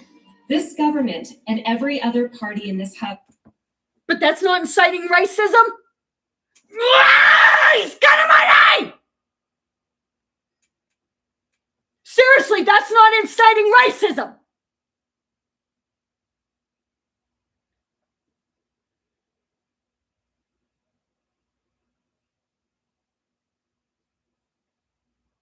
You don't mind using the colonization, do you? You don't mind driving around in your cars, living in your houses, going to a grocery store, having health care? But you'll say we took everything else from you. They took it from us too, jackasses. And I'm not saying that the indigenous, I'm talking about everybody. Because we were all part of this fucking horrendous mess because of the fuckers you put in power. Whether it's the white man power or your fucking indigenous power. You put fucking killers there and then you blame each other. Go get fucking mental health, every goddamn one of you, or find spirit. Like the indigenous people say, spirit, but not one of you have fucking spirit. You just want to point fingers at each other. You were fucking scalping each other before white man so-called came along, because white man was still here even before the European settlers.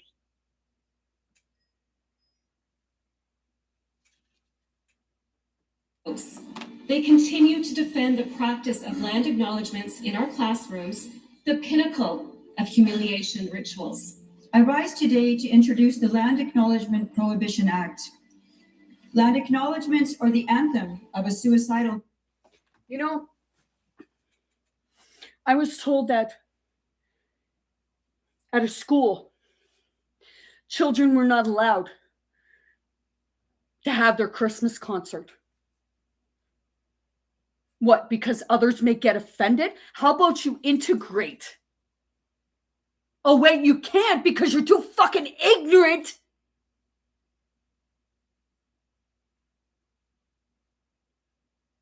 You know, have the kids perform their own culture. But you can't do that, right? Because that might make peace and you got to have division. Even in the fucking schools, you're punishing children because adults are too goddamn fucking ignorant to wake the hell up. All you do is holler. And all you do is fucking whine.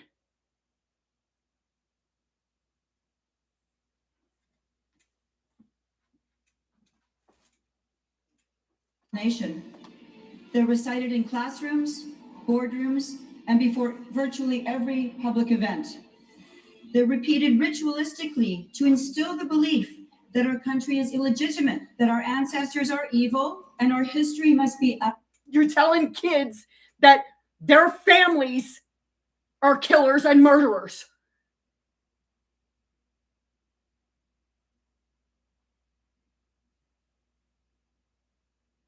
Well, let's see. Your family members were doing it too. Because everybody was doing it to one another. Because you put in a fucking system. You know, people want to say. You want to say about fucking church. Oh, you're a sinner. You're a sinner. Take your fucking sinner shit and cram it up your fucking ass before I do. That's the sin. It's the systems integrated into society. When it's said, when you say, I don't care if you believe in God or the Bible or not, but when it was said, you live under sin, it meant that you live under the fucking systems. So you kill each other for it, right?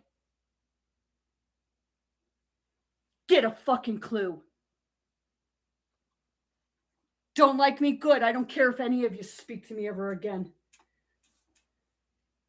I'm probably better off without you, if that's the way you want to feel. Abrogated. They tell our children that we stand on stolen land. We should end all forms of discrimination between citizens based on race or ancestry. With all due respect to the ones that say we live on stolen land, let me see. Then I guess you guys are squatters, right? See? Opposed, say nay. Nay. But should we really feel ashamed of Canada's past, as we're now being told? Is it appropriate to call residential schooling a genocide or a cultural genocide? Absolutely not.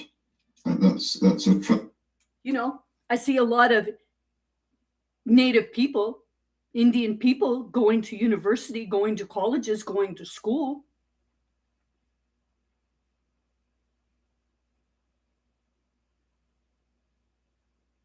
And like I said, nobody should be put on a reserve. Everybody should be able to live where they want to live without borders. What am I saying? We're fucking travelers.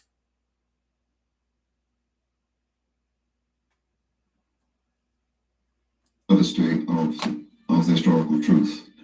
Lord Nigel Oh, don't yell at me! Ethicist We'll and fucking historian grow up. who has written on colonialism, residential schools, and Canada's past. There are plenty of people who have built their careers on anti-racist groups. And to the ones who hate Indians, fucking grow up too. Because you came from one yourself. Just because your skin's not a certain color, you ain't got a certain nose or a certain face figure.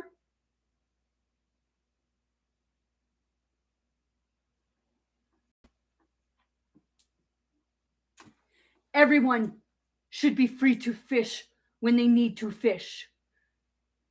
Not put your government and everything in power of saying when you can fish and when you can't. And none of these fucking fishery things going out, because why should you be able to go out and get all the fucking fish that you want and sell it and nobody else can unless they got a fucking license for it?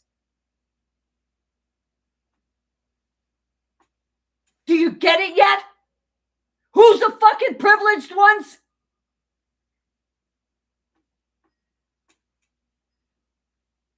Depending for funding on the being of. The ocean is not yours. The rivers are not yours. The land is not yours. It's no one's. It's everyone's to share. But you don't know how to do that, do you? Because you're all a bunch of fucking juvenile children fighting and saying, I own this, I own that, because you don't know how to fucking share it. I don't give a fuck what culture you come from, what race you are.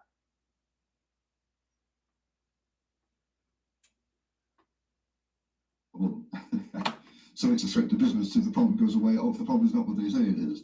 I wanted to know. Every child matters. Canadians born in this Every country child oppose- matters, but certain cultures think that they don't. Just theirs, right?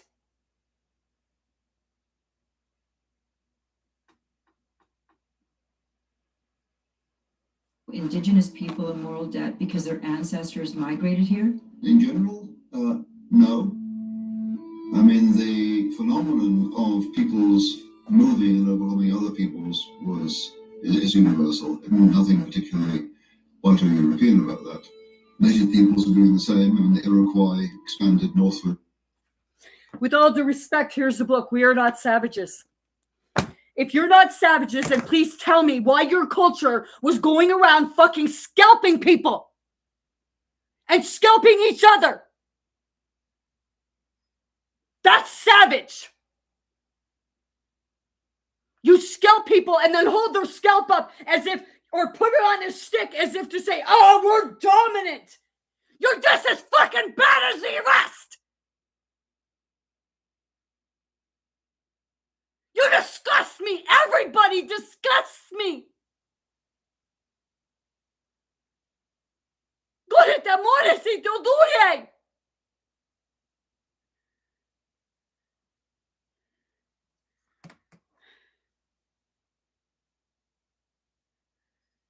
So yes, you are just as much savages as the ones that you say the white men are savage. You're just as fucking savage, if not worse sometimes. You say the white man feels privileged. The white man can't go fucking fish or hunt whenever they want.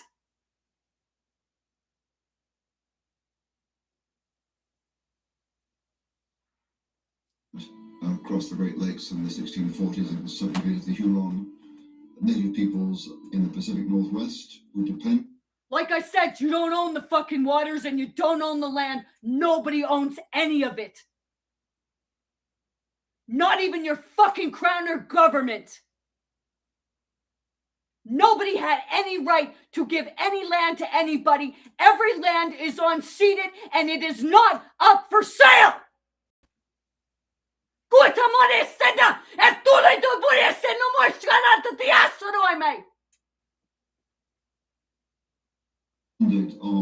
No, I'm not the one that needs fucking mental health. All of you do if you fucking want to live like this.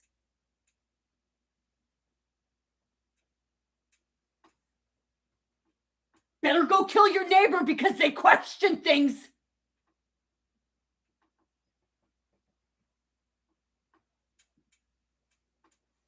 Slavery in order to process fish quickly enough so they could actually survive through the year. And so they were constantly involved in slavery, constant warfare. So let me see. Food is supposed to be free for indigenous people, Indian people, but white man has to pay for theirs because they can't hunt and fish whenever they want.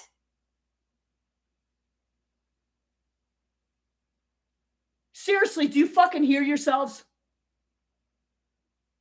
Because I don't think you do. And anybody who made that fucking deal or agreement, you're fucked in the head. And you're a goddamn fucking control freak. People are saying, oh, well, you know, you can't go down by the river because in Shimanaki, you can't go in the river because the indigenous community owns it. No, you don't. No, you don't.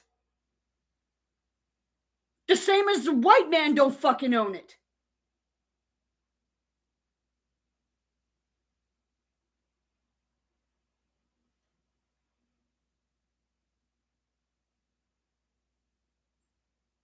And who comes off as the privileged one?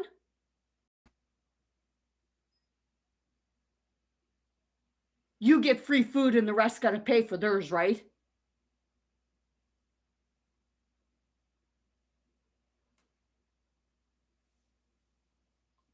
Fucking get a shit, man. The impact of European colonization was often shocking, but let's be clear, We should imagine that the encounter between Europeans and First Nation was all conflict. It wasn't. When the Hudson's Bay Company pitched up, it brought with it things that First Nations people wanted, like... We're fucking family.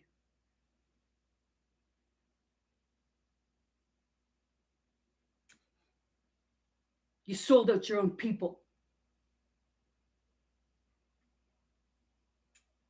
And then you made it hard for everybody else to have the rights to have free food. Weapons like furs, opportunities to earn wages, and medical treatment. Oh, here we go. 40s and subjugated the Huron, native peoples in the Pacific Northwest. Schooling a genocide or a cultural genocide? Absolutely not. That's a travesty of the historical truth. Lord Nigel Biggar is an Oxford ethicist and historian who has written on colonialism, residential... You'll probably say he's wrong because of a white man. The professor at St. Mary's that, he says he's indigenous. He'll probably say this man's wrong because he's fucking white. Schools and Canada's past. There are plenty of people who have built their careers on anti-racism. Anti-racist groups depend for funding on there being a problem. So it's a threat to business if the problem goes away. Oh, if the problem is not what they say it is. Money laundering. Do present-day Canadians born in this country owe Indigenous people a moral debt because their ancestors migrated here? In general, no. I mean, the phenomenon of people's moving and overwhelming other peoples is universal. There's nothing particularly white or European about that. Native peoples are doing the same. I mean, the Iroquois expanded. I'm going to say it because the indigenous, like I watched other things where, the natives were saying that, oh, well, we were building these huts and everything. And, we were at furs and everything like that kept us warm.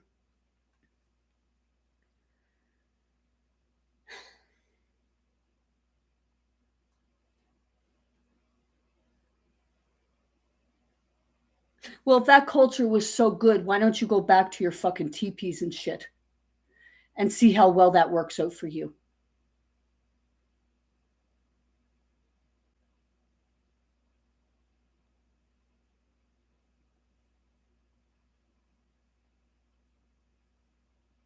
And don't say that we took that culture from you, that you lost it because of white man. No, you lost it because you stopped doing it.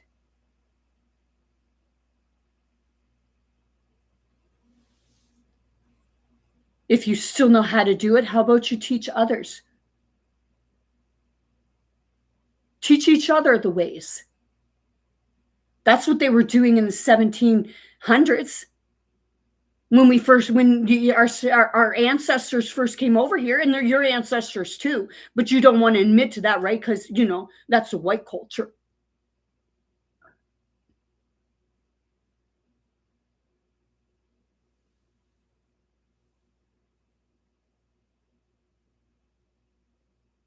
Seriously. What are you going to say? Oh, well, we should go, because you were scalping people. Why do you think Edward Cornwallis said, here, we'll give you fucking you took the fucking bounty to scalp people.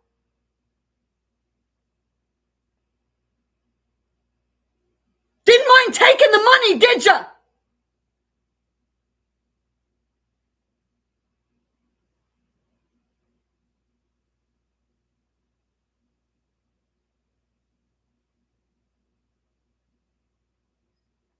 Disito moi?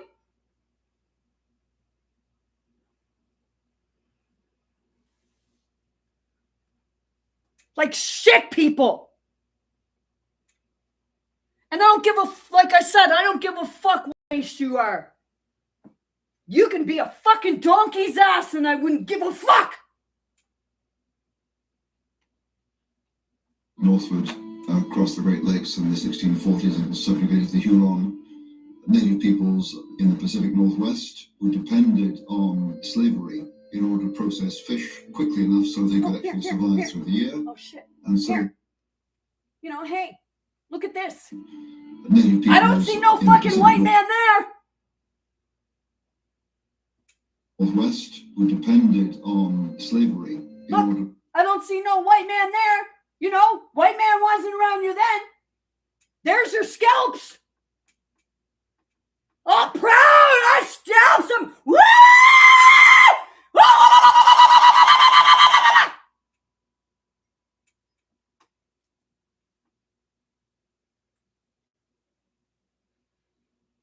Process fish quickly enough so they could actually survive through the year, and so they were constantly involved in slave raiding, constant warfare. So the impact of European colonization was often shocking, but let's be clear, we shouldn't imagine that the encounter between Europeans and First Nations was all conflict. It wasn't. When the Hudson's Bay Company pitched up, it brought with it things that First Nations people wanted, like weapons like furs, opportunities to earn wages, and medical treatment. Did you hear that? Did you hear that? You got your furs from the Europeans?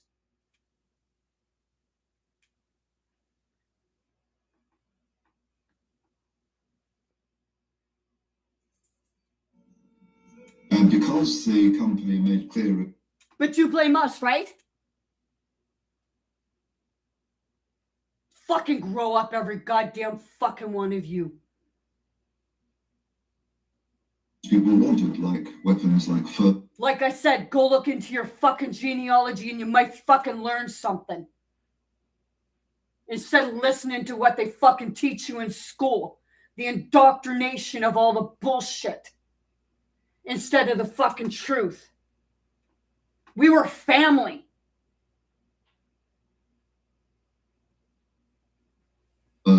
Opportunities to earn wages and medical treatment.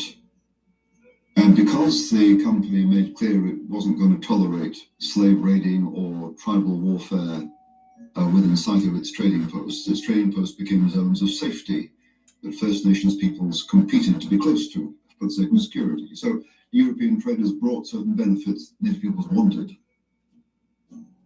Did you hear that? Probably not, right? Because it doesn't fit your fucking narrative.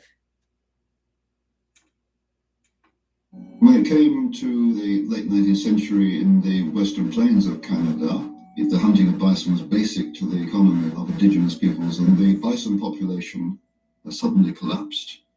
You know, the only people that get to hunt all year round are Indians. But see, we are only allowed to hunt with a license. What is it, 1 month a year? And only allowed to fish a certain amount a year. We're set. You can use a rifle, a bow, and not a musket. Maybe it is a musket.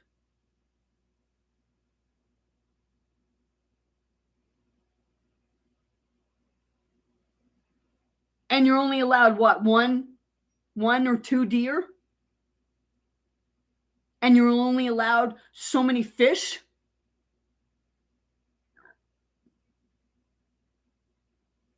You know, I can, like, you know, take your feed, but don't fucking hoard it. Like, you know, you're taking and you're fucking hoarding the fish to keep other people paying you instead of allowing them to fish just as much as you fish.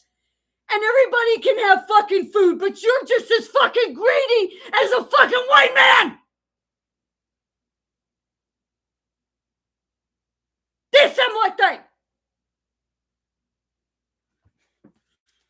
Every fucking child matters, but you would rather somebody be able to fucking starve while you're out fucking fishing and hunting for your food.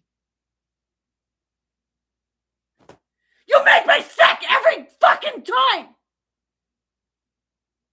And you say about privileged? You got the biggest fucking privilege of all, to have free fucking food.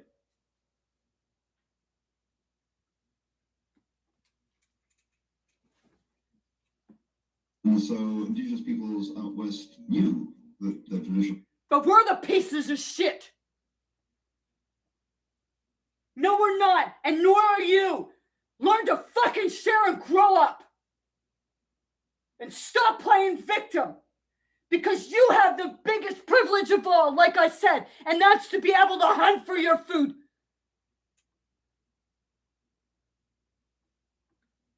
Do you think do you honestly think one fucking deer, two fucking deer are going to feed a family for a fucking year? No, they got to go to the grocery store, but all you got to do is go out to the fucking woods and shoot your deer, right?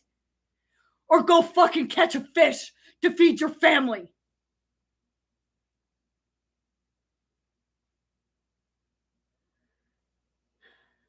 Or go catch your crabs or your lobsters. To do whatever you want all year round and then say that we're the fucking problem? We're not allowed to fucking fish, and we're only when we are allowed to fish by permit or hunt by permit, we're limited because you think you own the woods. You think you own the waters.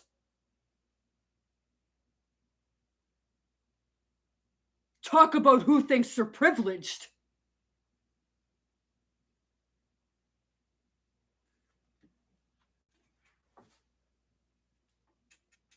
Am I racist? I'm the farthest from racist, but I do know when I see truth. Way of life had ended, and in order to survive, they needed to adapt. And that's when the Crown made these so-called number treaties with various Indian peoples in return for protection on reservations and agricultural implements and education. Who really broke the treaties?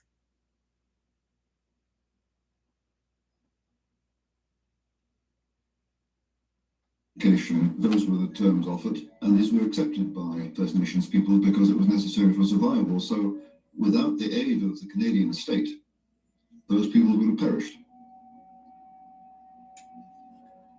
Oh, what they say? What? What you say again? Their traditional way of life had ended, and in order to survive, they needed to adapt. And that's when the Crown made these so-called number treaties with various Indian peoples in return for protection on reservations and agricultural implements and education. Those were the terms offered, and these were accepted by First Nations people because it was necessary for survival. So without the aid of the Canadian state, those people would have perished. Did you hear that?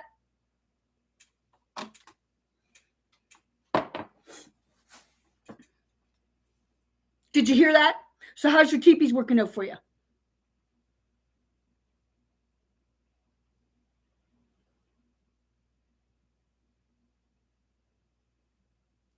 How?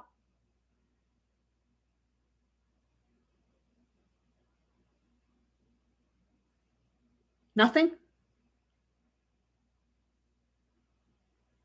Seriously, nothing?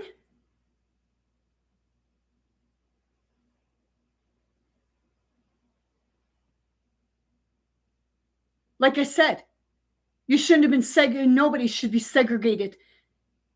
But even my family was segregated. We were pushed off our own fucking land. And it was stolen from us.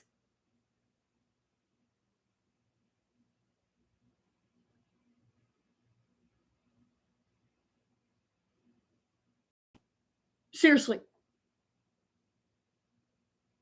Go look up John Jacques Jacob Bezanson. JJ. Jean Bezanson.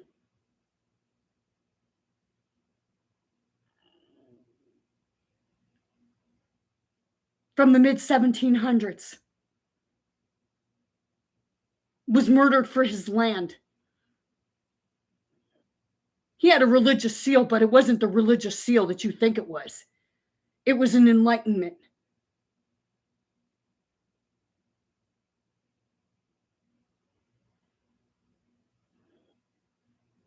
You know, hey, he was a farmer. He was a shipbuilder. That they stole that all from him and they took him out of history. And he was a big part while Lunenburg, Mahone Bay, and that area actually thrived. He was doing business with George Washington, in the fur trade. They were trading.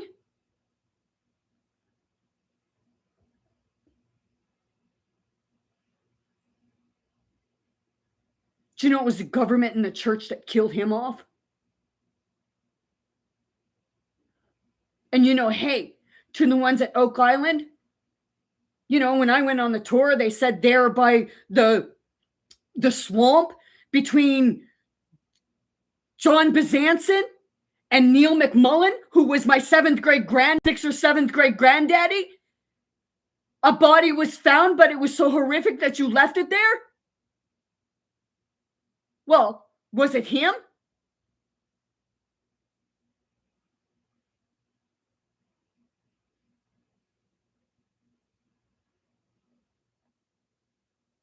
They killed him for his wealth. Well, you left him for dead. But do you know what a religious seal represents? He was much like Christ.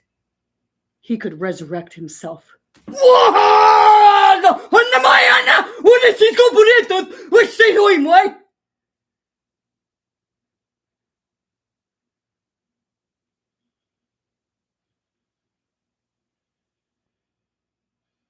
Are you awake yet?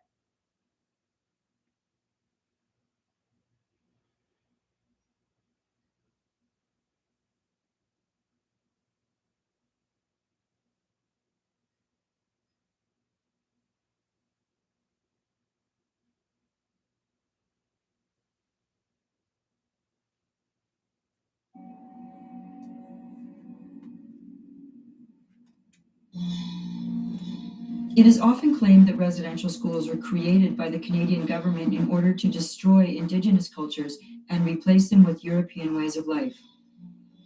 But in reality, chiefs across Canada successfully negotiated provisions in each numbered treaty that obligated the government to provide. So, you're saying about the way they cut everybody's hair, even the girls. And it didn't matter what culture they were from. Think of being in the fucking military. You have to have a specific haircut, right?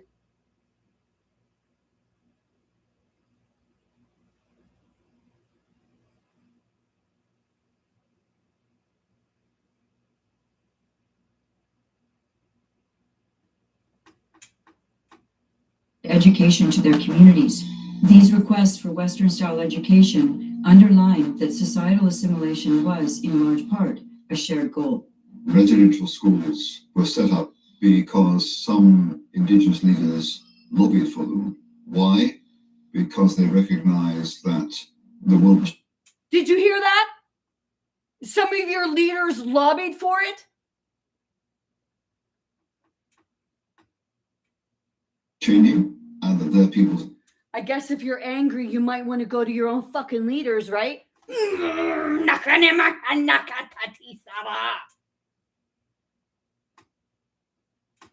Needed to learn English and they needed to learn agriculture.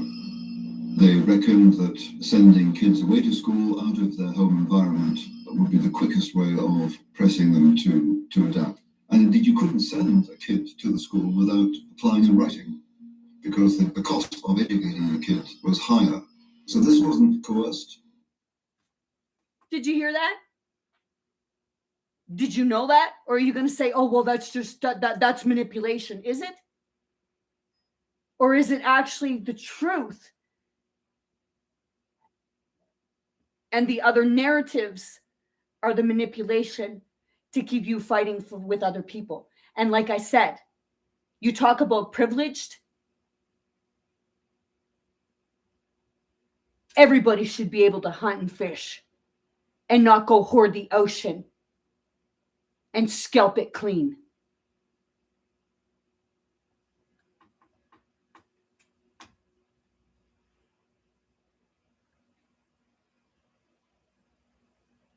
It's okay for you to make it. It's okay for you to have free food and make money, right? But everybody else has to have a license to do it. Like I said, You don't own the waters and you don't own the land, nor does anyone else. Because nobody had a right to give any land to anybody. It was meant to be shared and lived on together. But you can't do that, right?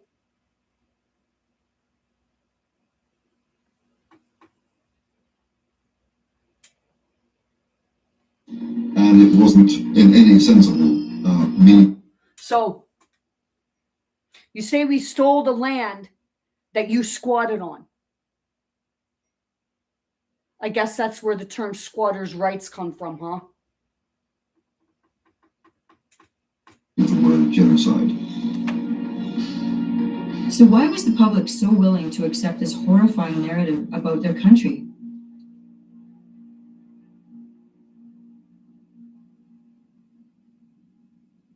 Did I agree with that? No.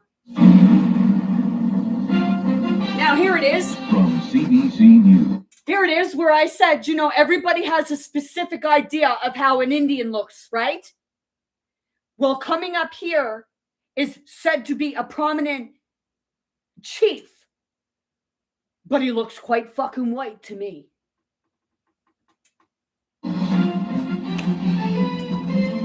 Some chilling allegations today about abuse of Manitoba Indian children in the past during the days when they were forced to attend boarding schools. One of the country's most prominent chiefs called for an inquiry, saying he was one of the victims. Chief Fontaine, so many Canadians of your generation were strapped, were hit. Corporal punishment, something that was only really eradicated in quite recent days. What was different here? I think. Don't you think that, you know, the news runs out of stories, so they have to make up narratives, right? And they pay they pay actors. How do you think they get their reviews?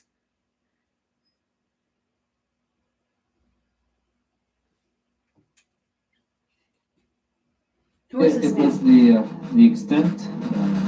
Hold on. Who is this man? Who they say this man was? Most prominent chiefs called for an inquiry, saying he was one of the victims. Chief Fontaine, so many. Chief Fontaine. Chief Fontaine.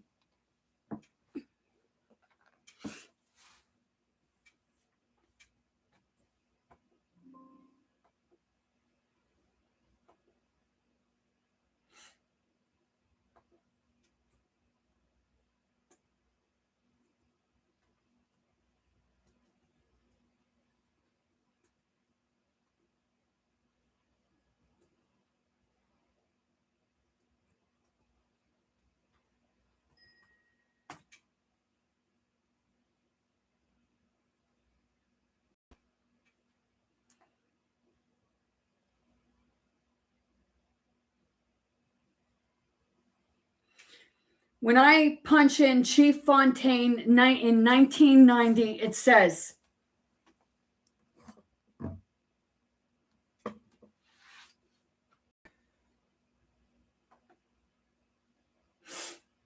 in 1990, the primary individual associated with the name Fontaine in a significant public role was Phil Fontaine, who was the first to publicly disclosed the abuse he experienced in a Canadian residential school. His testimony was a pivotal moment in Canadian history, breaking the silence surrounding the residential school system and leading to calls for public inquiry and eventually a formal apology, the Indian Residential Settlement Agreement. Regarding a chief, cook, culinary expert, named Fontaine in 1990, the available information is less prominent. Chief. So he was the cook or a culinary expert.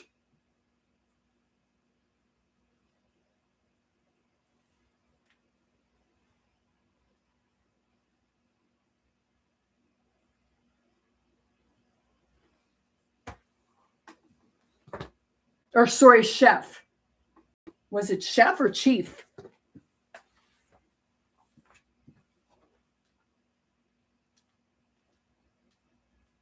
In the days when they were forced to attend boarding schools, one of the country's most prominent chiefs called for an inquiry, saying, Chief. It says chief.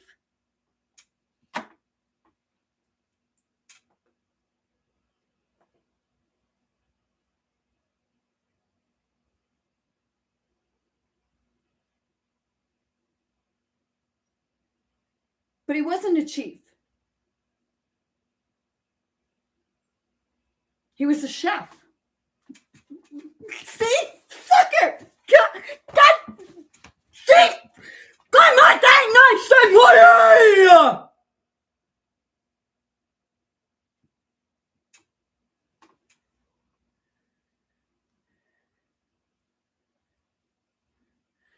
They don't think people's gonna look into shit.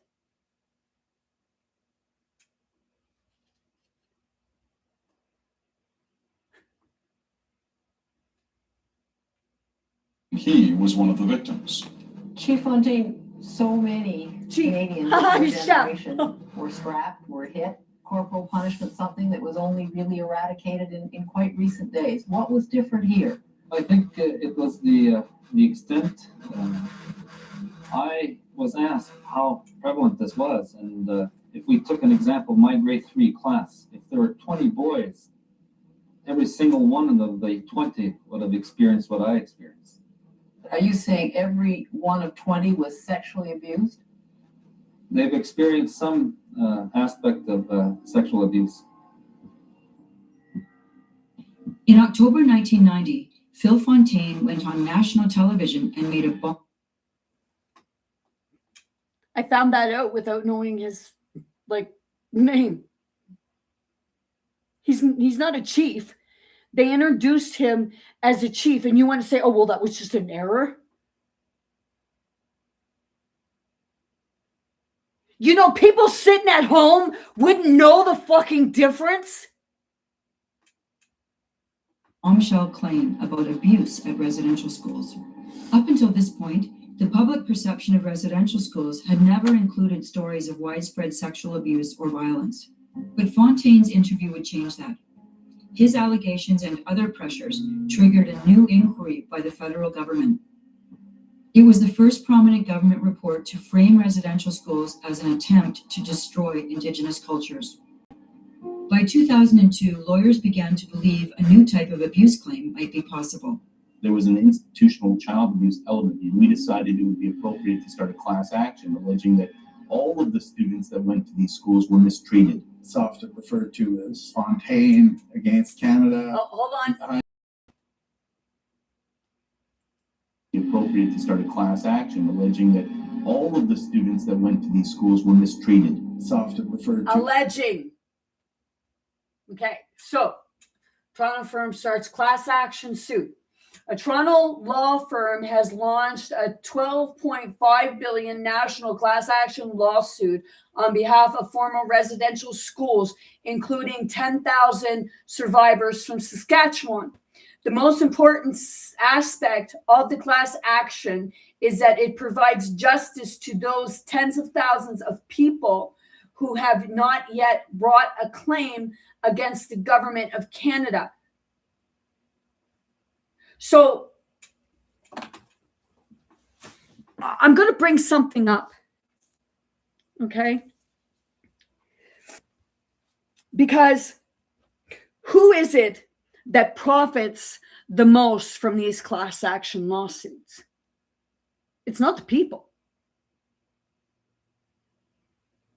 Because I have to ask, did anybody get any money from it?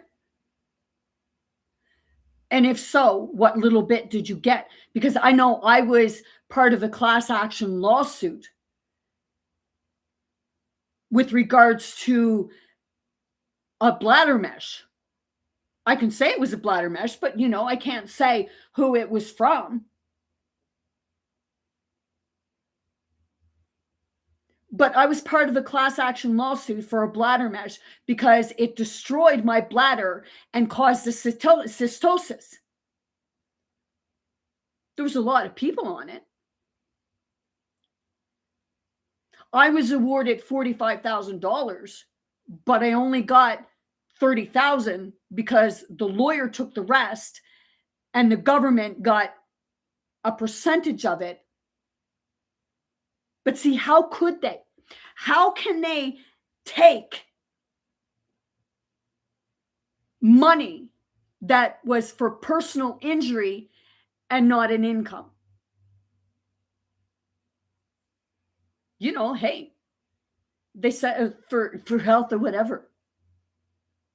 They already got paid. And they never done anything for me. They just fucking destroyed because, you know, hey, before I even got the bladder mesh, I asked the doctor that was doing the bladder mesh because I had heard about the implication. Oh no, it's fine. It's fine. Yeah, it was fine. All right.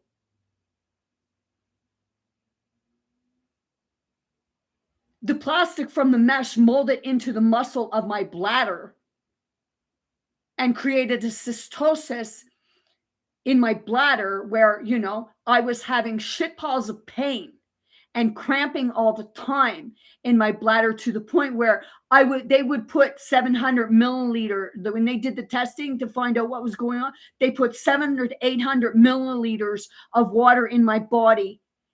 And when I had a pee, 400 milliliters remained. My bladder wasn't emptying.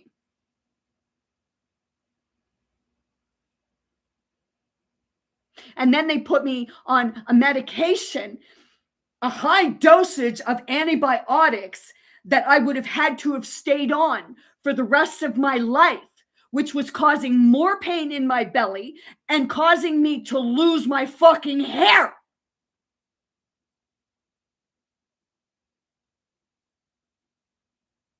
And causing one massive fucking mental,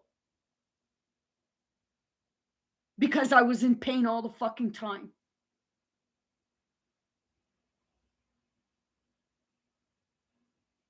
On top of that, I was fighting a brain injury that, you know, they just dismissed because the province failed to do their job properly when they salted a road, but they stopped on a hill with a sharp corner and was told, oh, don't bother going back out to finish the job. 4 hours later, there was going to be somebody else go out and finish it for you. Finish it. So I was suffering from a brain injury, going unconscious, my head smashing on the floor. So the brain injury kept getting worse. And then I had the fucking cystosis on top of that.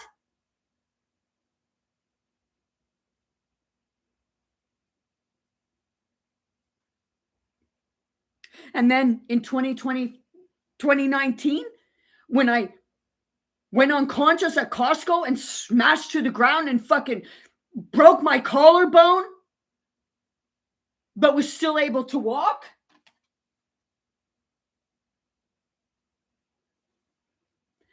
Because I fought it, but I was spitting up blood and I was in fucking pain all the time.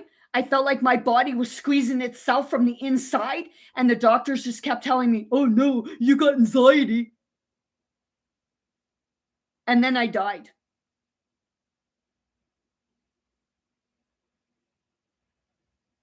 And then I died again a few months later because I just wanted the pain to go away. So I tried taking my own life. And when I survived that, that's when I learned how to self-heal.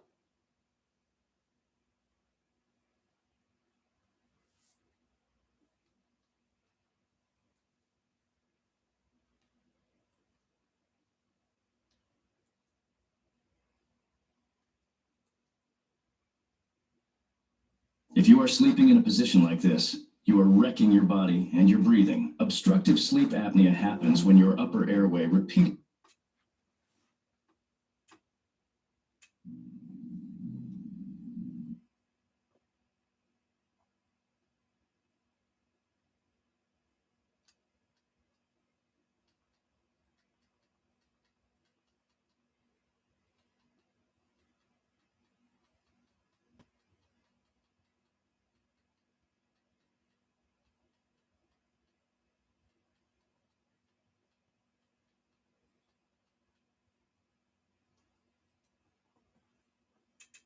it's often referred to as Fontaine against Canada. So the people didn't really get much money from the lawsuit.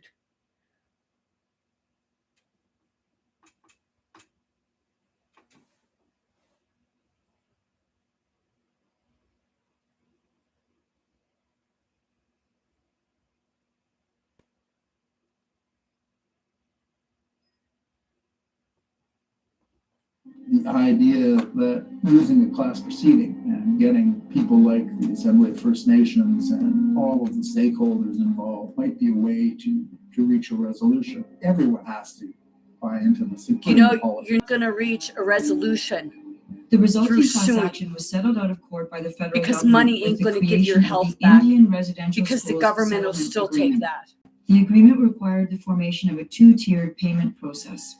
By 2008, the government wanted a settlement plan, and they decided that there would be what's called a common experience payment.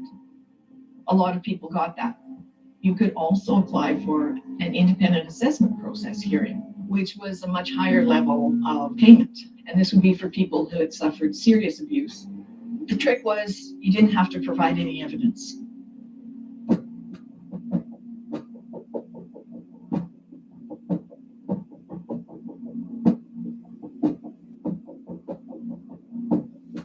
I have been accused.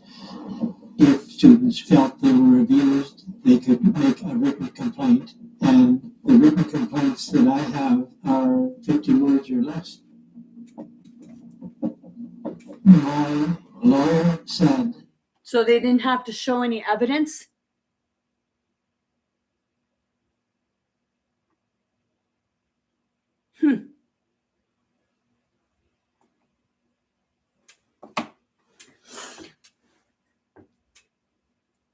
I was raped at the age of 9.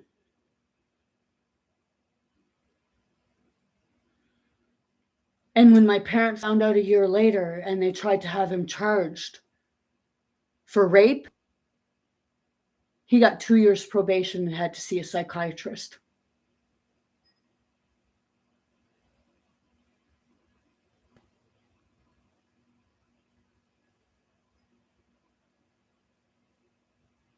But you still have, they say, you know, for anything like that abuse, like now it's like anybody else that goes, you have to show, you have to have proof, right?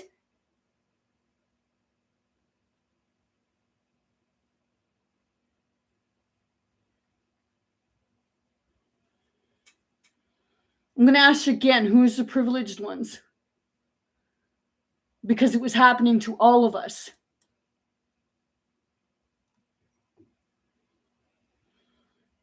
It was happening to the ones that could not speak English.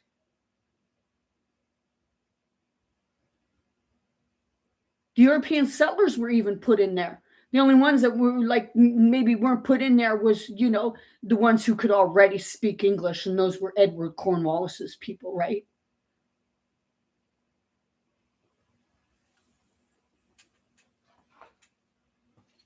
just don't bother with it. But I had about 3 dozen. And then I started getting some sexual abuse charges. And I just said, it's enough. I wanted to challenge them. I could appear before the adjudication committee. I was not allowed to ask any questions. And the person who accused. Do you know a lawyer will try to persuade you into doing something, even into lying? I had a lawyer when I was divorcing my ex-husband. I just wanted to sign the divorce papers. And they tried to convince me to take it to court and get more money, get money from him.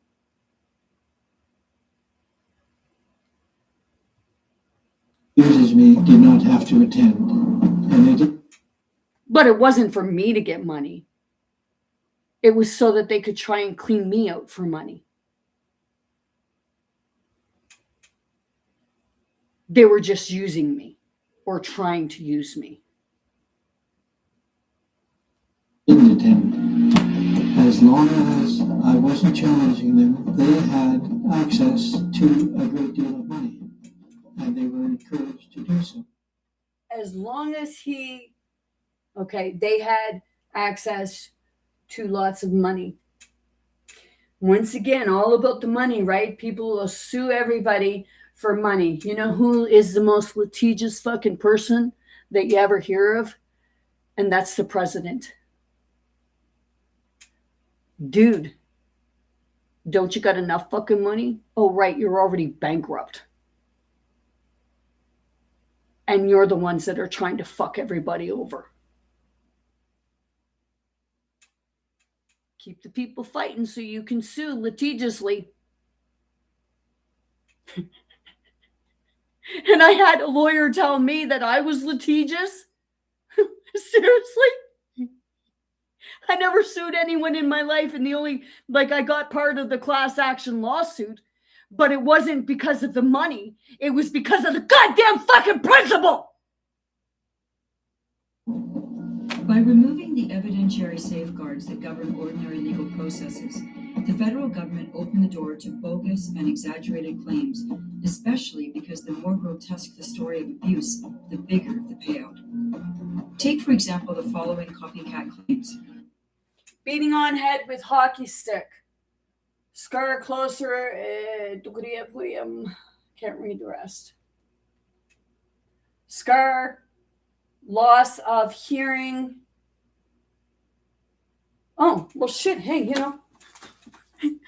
how many people have loss of hearing? How many people have loss of hearing? Maybe we should be suing these big companies that are like making big sounds. We get loss of hearing from it, right? You go into an MRI machine. Bang, bang, clang, bang, clang, clang, clang, clang, clang, bang.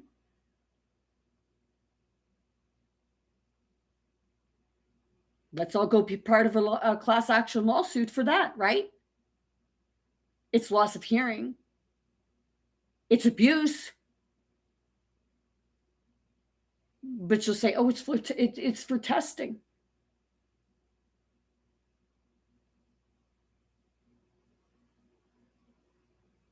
Am I dismissing abuse?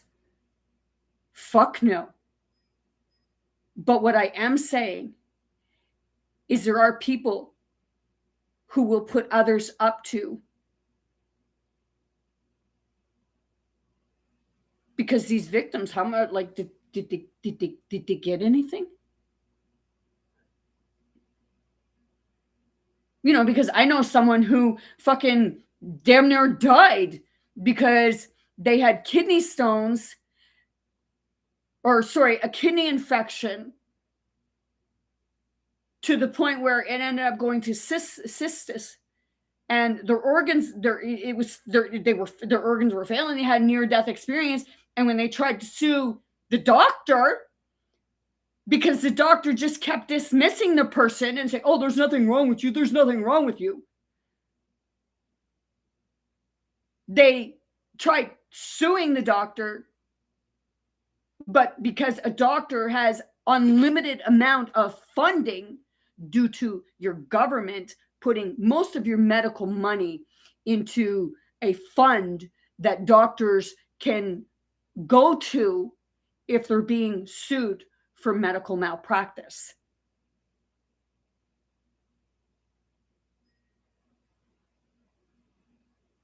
So they were using their money and they had to stop.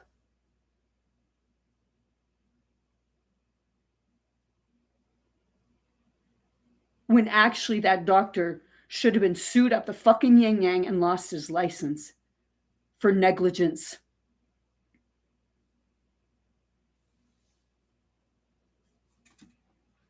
What? Because he was a white man? Hey, you like to say it about you, so what happens when they say, "Oh, well, you're just doing that because you're white and you think you're fucking privileged." With all due respect, you might want to have a look at what you do.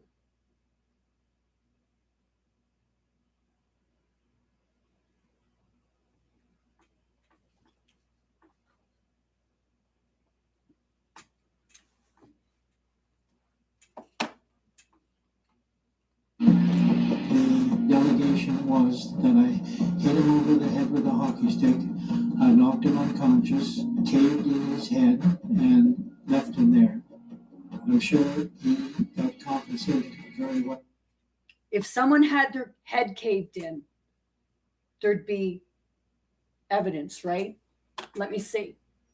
I had my car accident, okay, in 2006. And right up around here, there's a cave. Sometimes it gets worse. Right in here, where I flew up into the windshield and my head hit the windshield, my head hit the part at the top of the windshield. So there's an indent there. And right over here on this side of my head, I have a lump that is like a fucking pimple.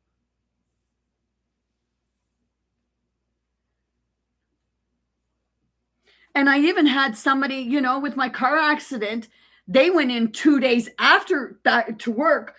They worked there 2 days after my car accident, and everybody was still fucking talking about my car accident like they were fucking shitting themselves.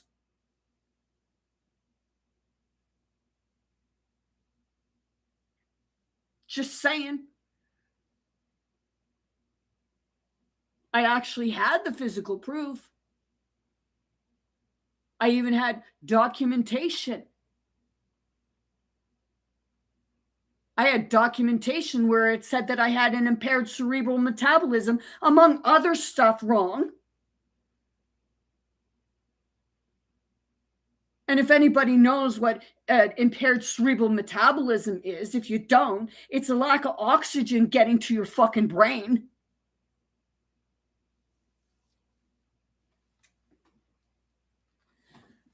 I heard someone say, maybe that's what's wrong with you. No. Maybe that's what's wrong with you, because I healed. I woke up to the truth.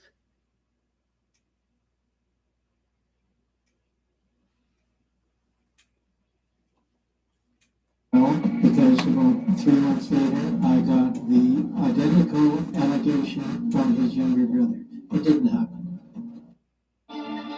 I loved being pregnant, but I just wanted to feel like myself again. The new Weight Watchers app gives me all the tools I could possibly need to achieve my goals. Look at your mama. She's got this. That's when a friend told me about Easy Home. There was no giant upfront cost I had to save for. I had my heart set on a couch.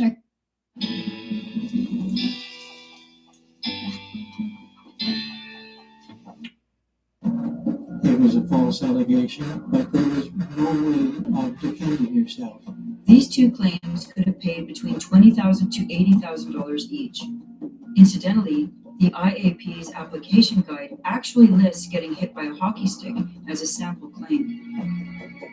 In total, the IAP would pay out $3.2 billion to 38,000 individuals, with 99% of claims being approved. The Indian residential school settlement would pay out $5 billion, the largest settlement in Canadian history.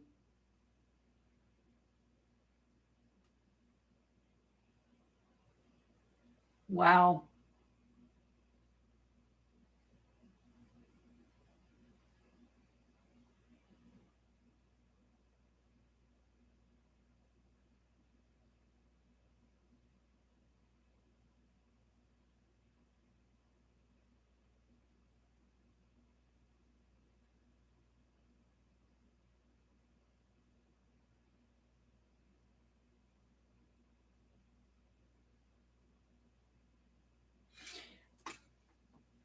And I had actual proof of my injuries sustained.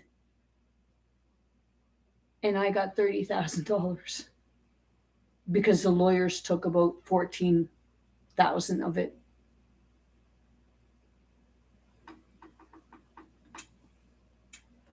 So just imagine how many people were part of that class action lawsuit.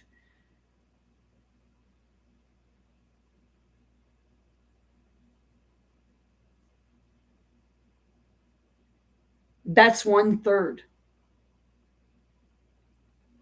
So for every person, 1/3, say every person got 45,000, they took about 14,000. The lawyer took about 14,000 from each person. Can you imagine the payout that the lawyer got?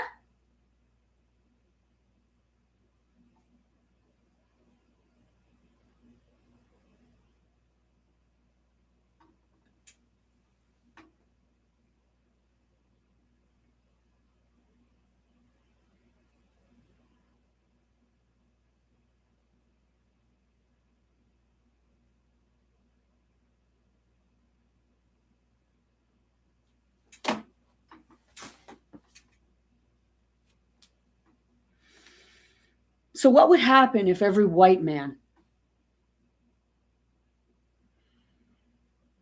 went up against the government for the treatment that they received from schools today? You know, I had my accounting teacher take and put his hand on my leg.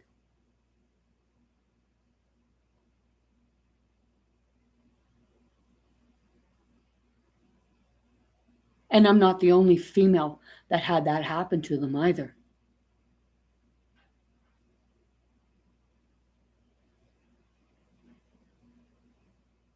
But, oh, right, we'd be the liars, right?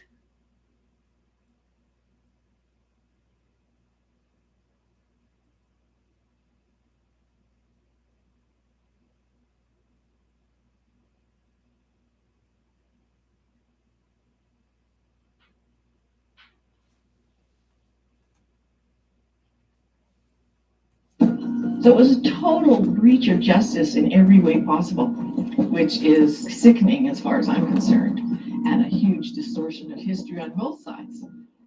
With so many claims approved for payment, one would think that the evidence from this process would have supported thousands of criminal convictions. It didn't.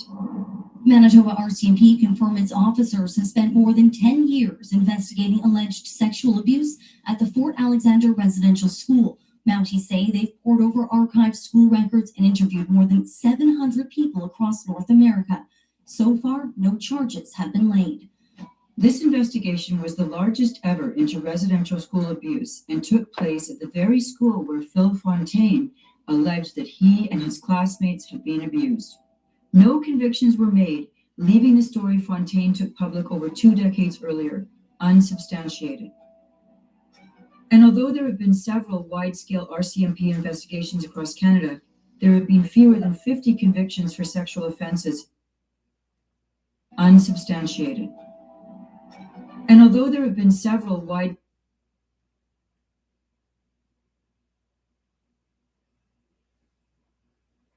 You know, I wish the picture was clearer because, you know, I see some white kids there.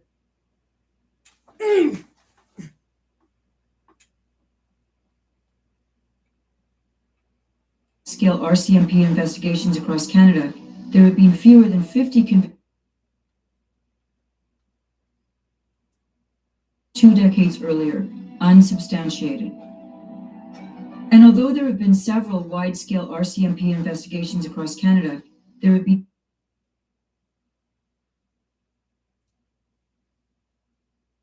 fewer than 50 convictions for sexual offenses. Up in the other corner. But the impression left in the public's mind of malicious priests, nuns, and teachers abusing children persists to this day. Do you know it was actually due to government funding? The reason why the children, the reason, like if you said that they were malnourished and what have you and had no food. Do you know it wasn't just the children? Because it was not their fault, not the teacher's fault and what have you. It was lack of government funding.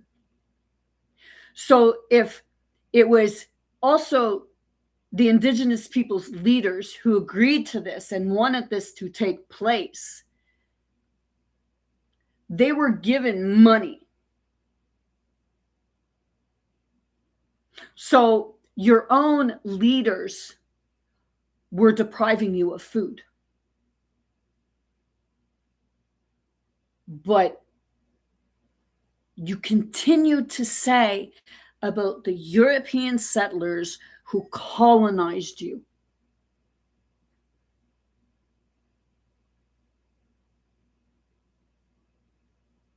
You want true truth and reconciliation? Maybe you should look at the truth first. You think that people should bow down and kiss your fucking feet?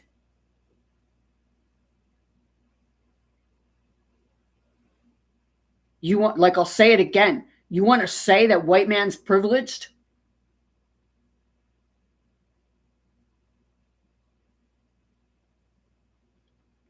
I see that the biggest privilege is having the ability to have free food.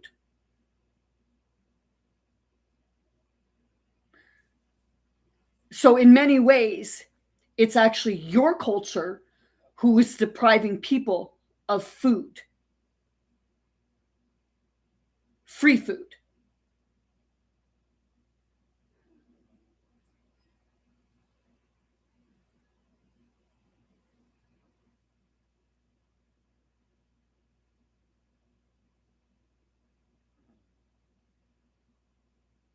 What? If they have free food, they're hoarding in on your money?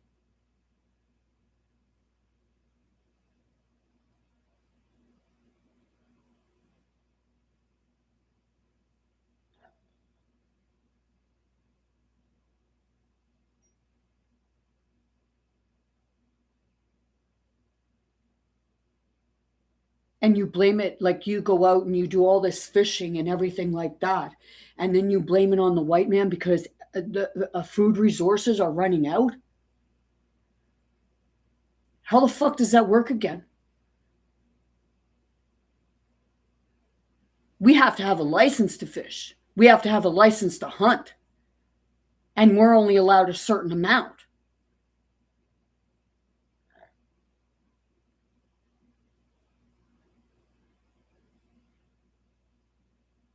And they have to be above a certain size.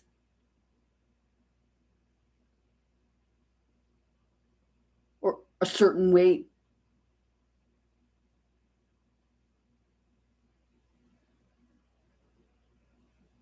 That's the biggest privilege.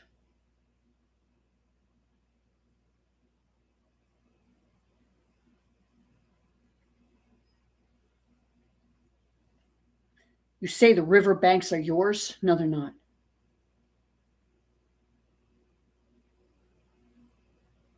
No, they are not.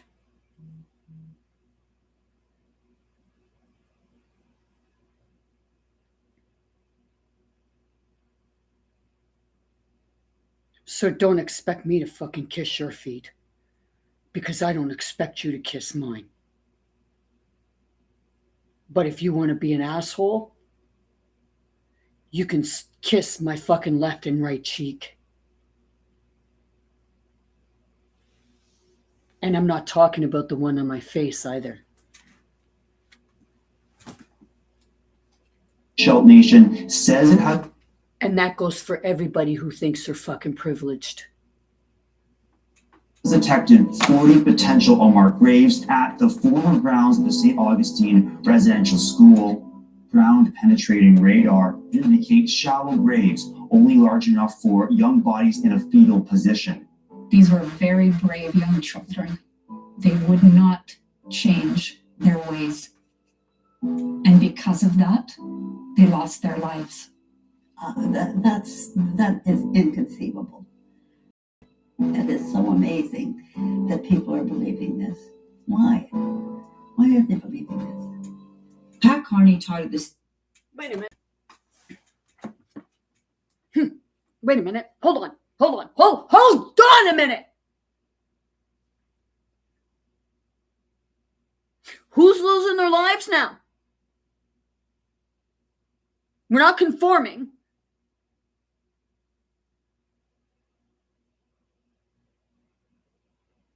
And hey, Don't make people responsible because you got a fucking pecker at wiener jackass in your fucking presidency who's attacking people and saying that white men is privileged. No, he believes he is privileged and his fucking goonies are privileged.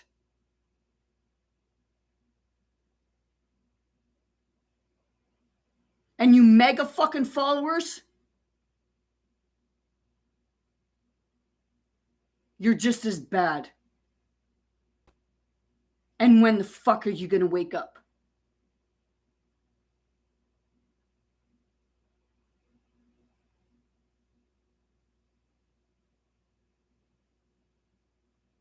It's not the people that's the problem. Like I said, it's your fucking leaders, including your indigenous leaders. They're the ones sitting on billions of dollars each fucking year. And you say, oh, we're on our reserves. They put you there. White man didn't. Your own goddamn fucking leaders put you there so they could control you. Am I spitting? You're fucking right I am.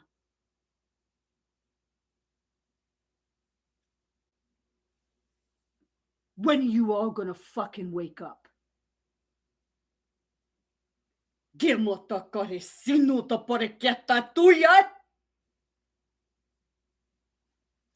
I got attitude? I wonder why.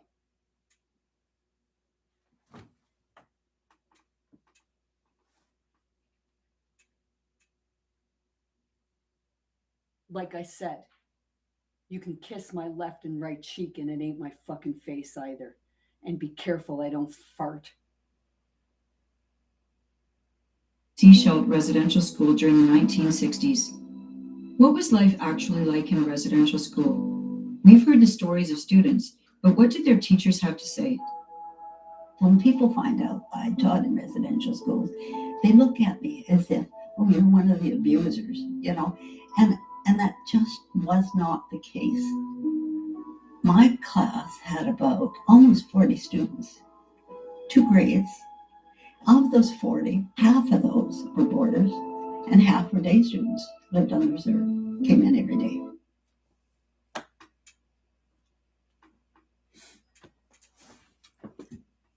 Let me share something. Back when my dad went to school, 1-room schoolhouse. They had a teacher that used the fucking strap. They were using a strap on the white people. They were using a strap on the kids. Was she a white lady? Or was she an Indian? I don't fucking know.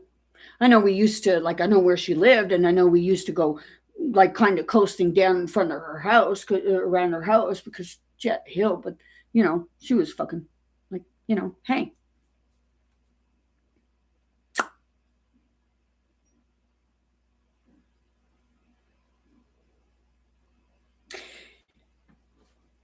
My dad told me that there was this kid at school. He knew him. And his father was abusive. My dad said, now that, what he did to that boy, what his father did to him, what this kid's father did to him was abuse. That's what my father said. Now that was abuse. The father would go to the school and the teacher would give the father, the man, the man, her strap. So he could go home and beat his child till he bled with the strap.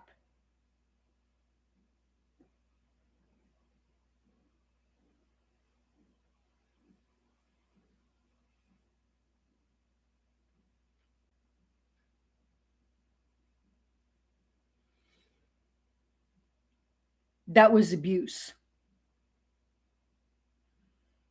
And that teacher, she deserved to get the strap. Just as bad as that boy. And maybe that boy should have took that strap from the father and went and found that teacher and gave the teacher the strap.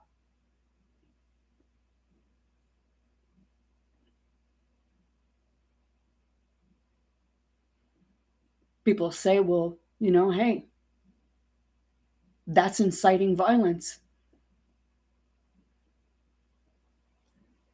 That teacher knew exactly what that father was going to do to that kid.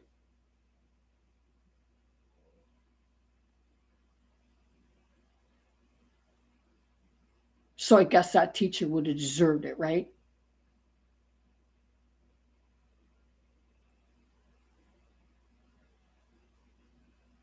But hey, it never happened. But that teacher never got charged for abuse.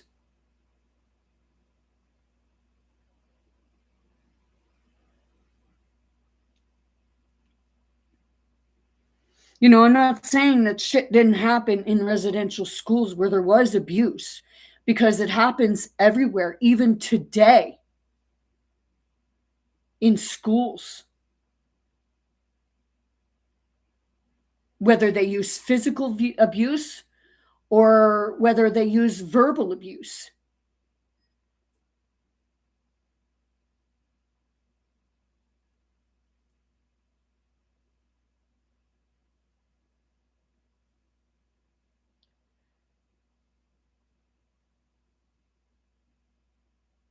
But see, the reason why things like that happen is because people are too busy pointing at one another and saying it's their fault.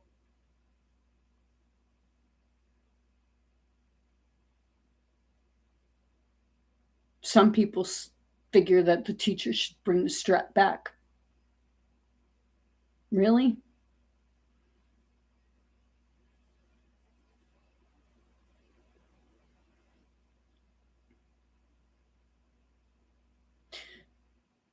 But boarding schools were much like what your public schools are like today. And a lot of children were bullying one another. Like I said,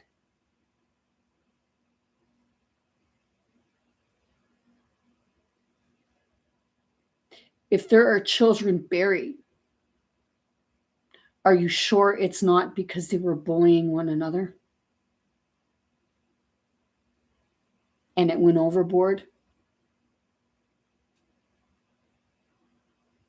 You know, today,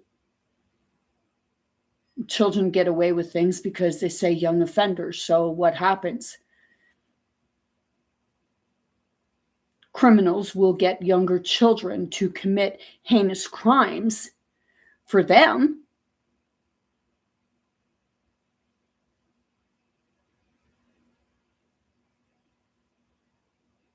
Because they're protected under the Young Offenders Act. But they're victims. Abuse doesn't pick or choose between color, race, culture, religion.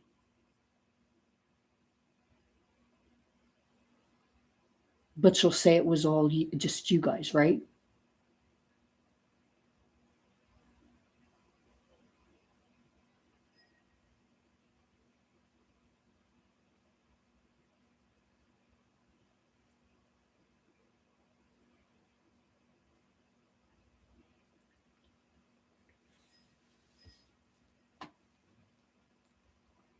Did you steal my chair, Rolly? Yeah. Okay.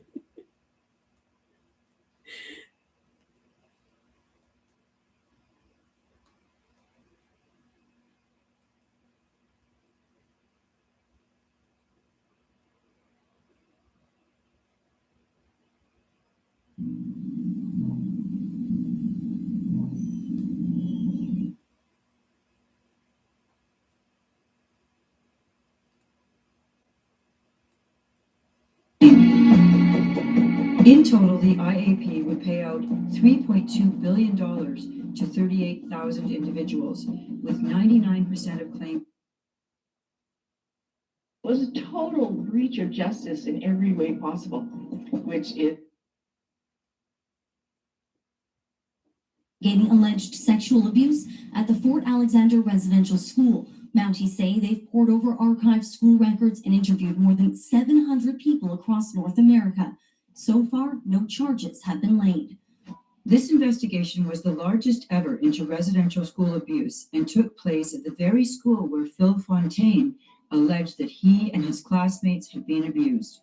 No conviction. See? You say it was all indigenous people. He's a fucking white man. He's Phil.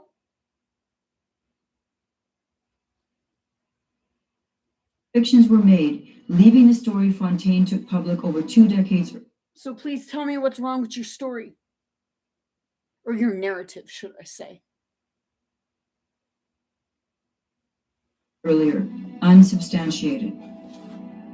And although there have been several wide-scale RCMP investigations across Canada, there have been fewer than 50 convictions for sexual offenses. But the impression left in the public's mind of malicious priests, nuns, and teachers abusing children persists to this day.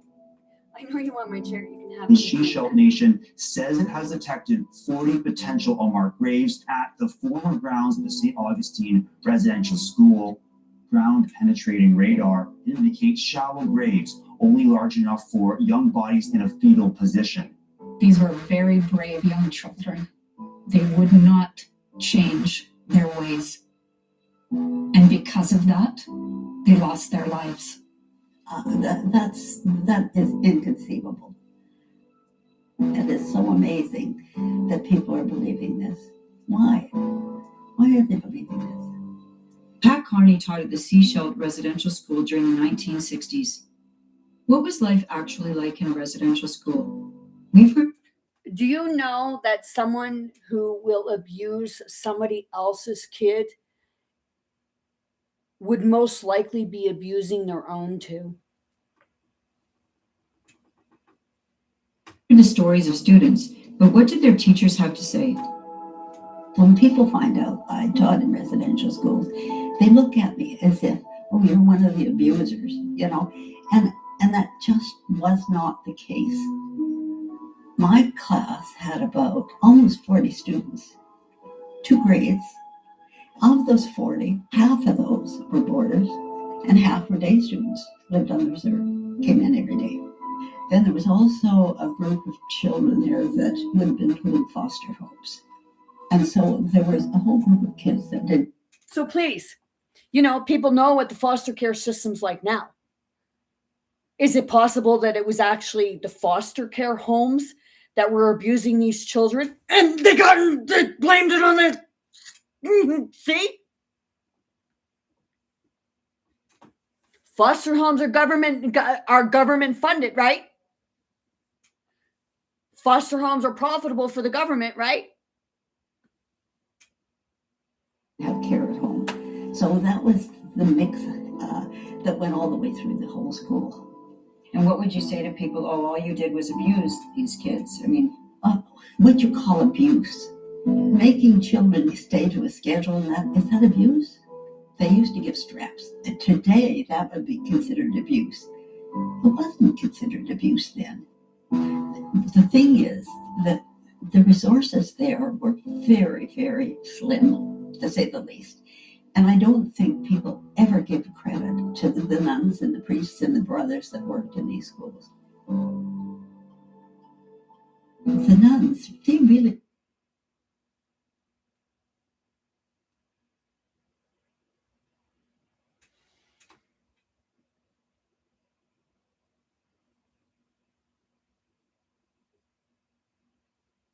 See, if there was any form of abuse going on, you know, it wouldn't just be the students that were being abused. It would be the staff members being abused too by the ones who wanted to be superior. So ask the staff members.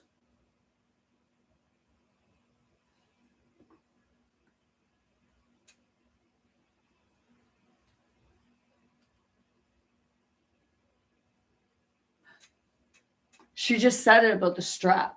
Today, it would be classed as abuse, but then it wasn't.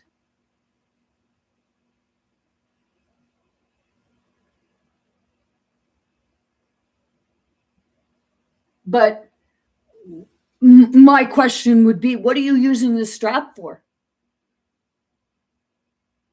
My dad told me that when he was younger, because the teacher asked where the piggy bank or something was that they had for collecting money or something like that, my dad, the pig had a name Pete. So my dad said that Pete, he saw Pete going down, or someone, either my dad or somebody went in the class said that they seen Pete the pig going down the hill, and they got the strap for that. Because, well, that was sass. That was abuse of authority, because no, they shouldn't have been getting the strap for that. I don't think people give credit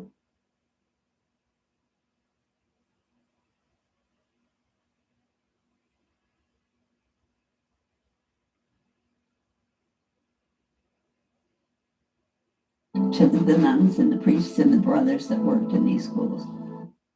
I've heard some people say, you need to bring God back into the schools. Please explain to me, what religion of God are you planning to bring into the school? Because you can't expect everybody else to conform to it. Because to me, God is not about bringing a Bible back into the school or bringing a Bible into the school. It's about morals and values. Why don't you teach people the ways to live, to be independent, instead of teaching them how to fucking hate one another and how this culture did this or that culture did that, or even in your biblical text, well, this religion did that and this religion did this. You were all fucking doing the same thing. So why do you think you're any more fucking innocent than the other people?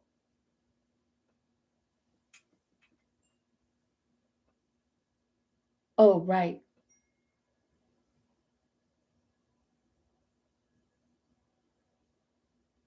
Biblical text, God says so. And in everyday life or certain cultures, you believe you're more, you say that other people are privileged.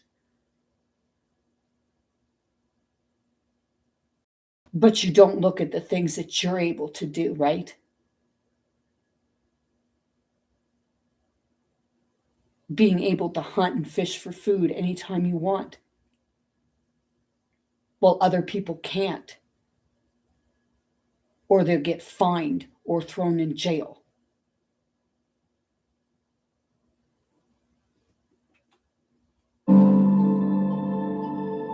It's the nuns. Shit. And I don't think people ever give credit to the nuns and the priests and the brothers that worked in these schools.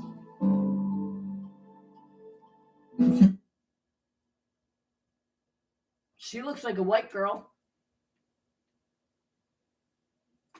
He looks like a white boy.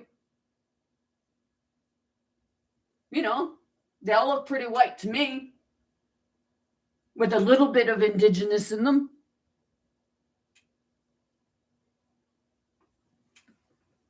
Family, right?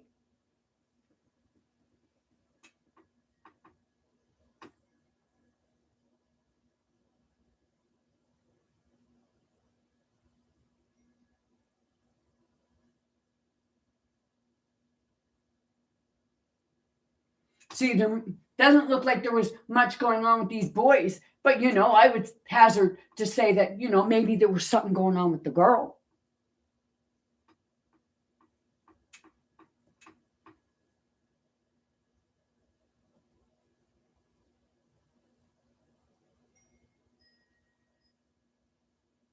Because I will say that some people do hide behind their religion.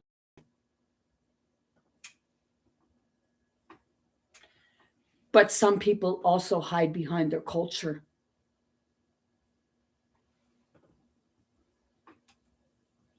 The nuns, they really loved those children. That must They were have trying to make their lives better. I can remember one day I'm just having a terrible time teaching. And the nun who was the principal said to me, these children come from a hard background. What you have to do is make sure they have a happy experience here. And many did. But those aren't the stories the media likes to tell. The author of the standard history of the residential schools, J.R. Miller, he says even back then, in the late 1990s, the Canadian media had no interest. Shit. You look at schools today.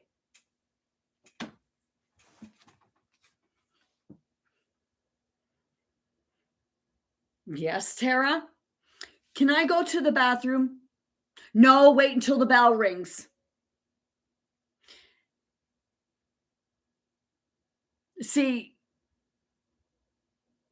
do you know when you hold your bladder,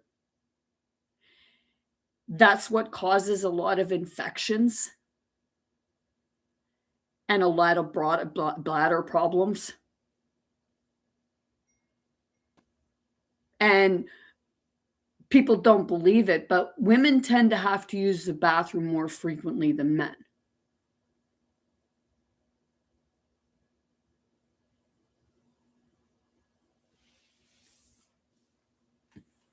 And you can laugh all you want,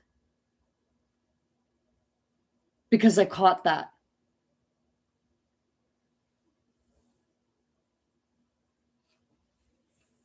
In positive, witness only an interest in negative material. I would think that your adult life, to start with, would be less than idyllic when you were.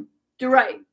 The media likes to spin narratives, and they want ratings, so they'll put half-truths with a lot of lies there, because the more negative things are, the more ratings, because people are always sitting on their seats waiting for the next shoe to drop, or, oh, who's getting what? Like, what's going on? Oh, this is like, because people tend to gravitate more to a negative spin. So there's a lot of negativity taking place in your media right now. And you don't hear about the good things taking place, right?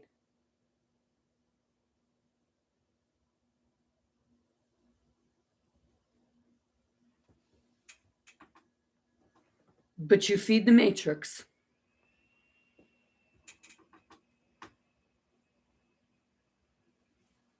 You go feed their egos and their ratings. You try giving them a story,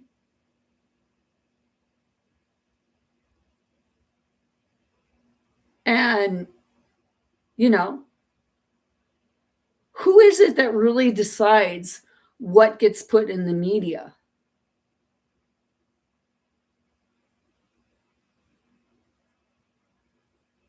Right?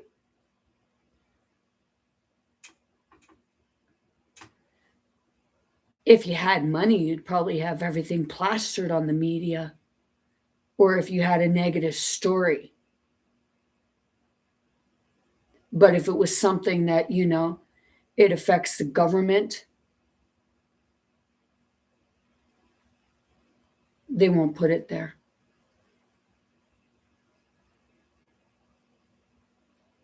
I had one where I found 3 identical deeds.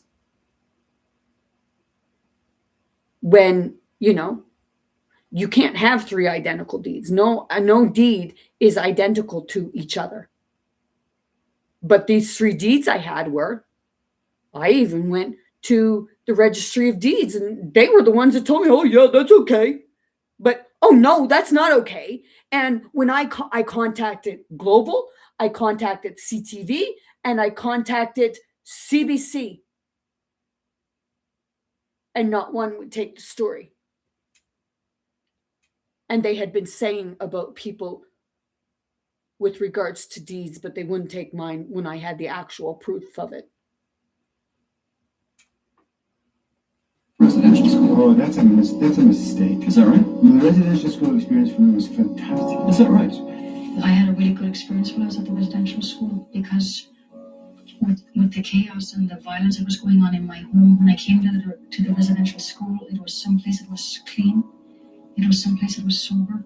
I had a pretty positive experience in sports. It got me involved in sports. The Native students, they liked their school. They were proud of their school. It was fun working there. Let's play those kids again. In sports. It got me involved in sports. The Native They're playing fine. They liked their school. They were proud of their school. It was fun. And they're dancing around and having, yay! How can they say? Seriously.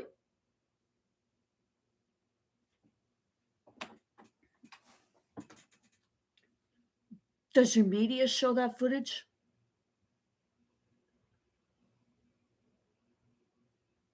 Of course not. That's why I say, sometimes people can be in poverty and they can be given money to spin a narrative. And like I said, I'm not saying that certain individuals didn't have certain experiences, because it wasn't just residential school, boarding schools where things like different things would happen. It would happen at other boarding schools.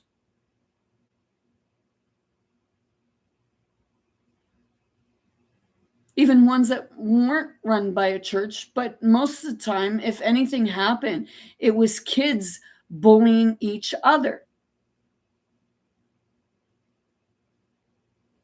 You go look at your school playground. Kids are beating on one another right now. They're ridiculing each other. And why are they doing that? Because they see the adults doing it. So who's the fucking ones in the wrong? You are. We are.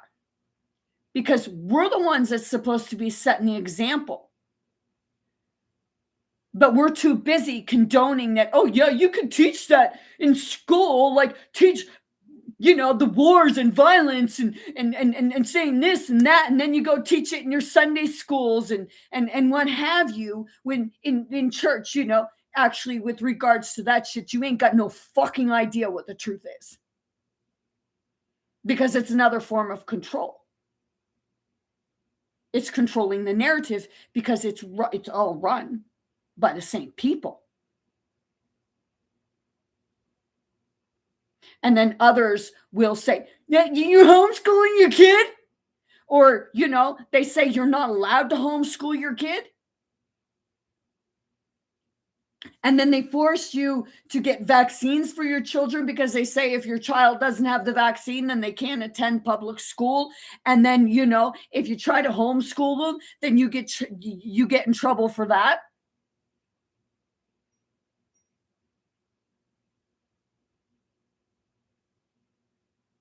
It's your governments that's spinning all these fucking narratives, including with regards to the ones who govern the indigenous community, because it's not our government, is it? Because you say you don't you're an exception to the rule.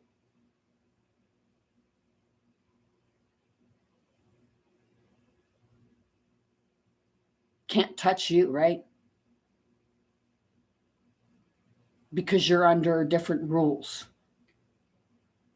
It's legal for you to sell, like it was legal for you to sell dope when it was illegal for everybody else to sell it.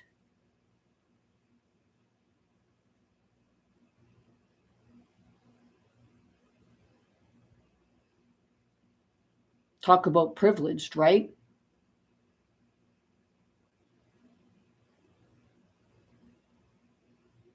And I don't care if you like me.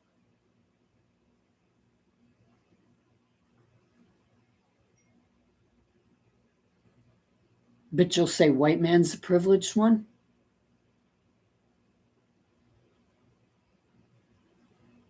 We're not exempt from taxes.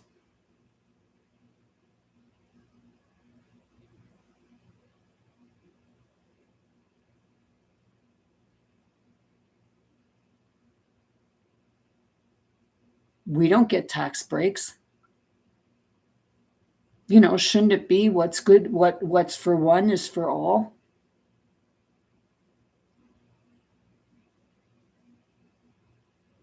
So who's the privileged ones?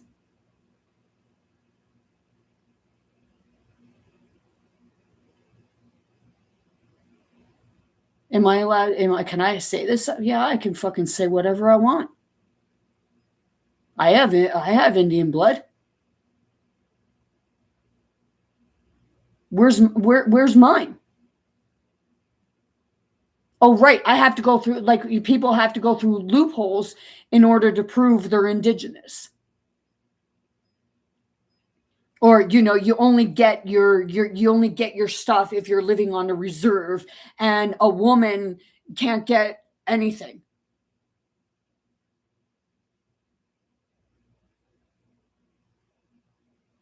You know, you can't get anything if you marry a white person. Who's the fucking racist one?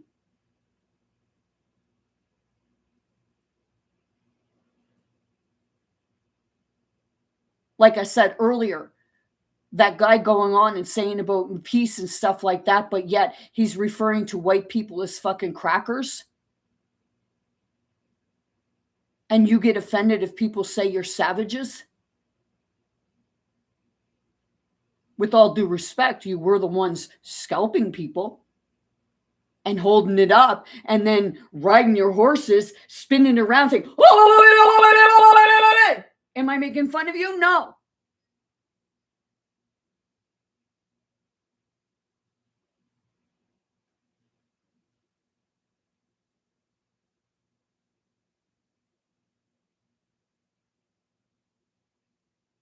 But you'll take it that way, won't you? Because you're a victim.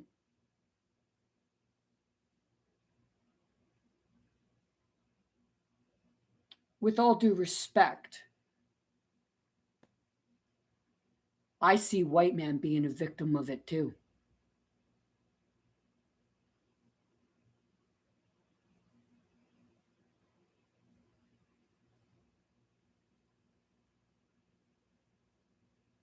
And like I said, I didn't come in here to debate or argue with people.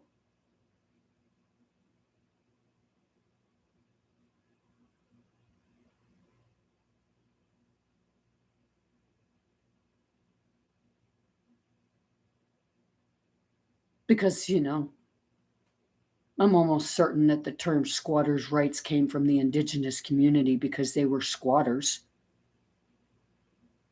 Everywhere they went, they were squatters. You know, you say you built your teepees. Wherever you went, you built your teepees. You know, put it to you this way. 20 years, somebody lived, like if somebody squats on somebody's property for 20 years, they can claim that property, or they can go in and have a deed made up. That's on private land. But in order for squatters' rights for crown land, it's 40 years.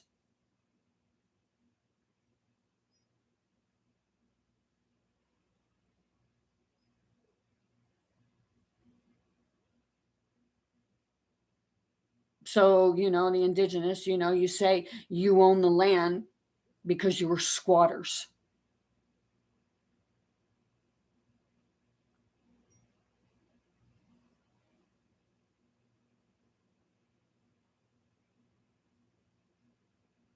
We didn't squat, we bought the land. We didn't get the land for free, we paid for it. It's not our fault that your leaders didn't give you your cut.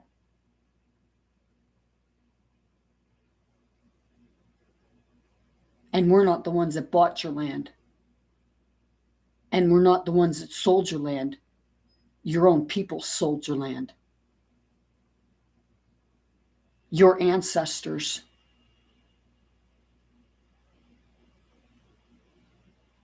But you think because you were a squatter?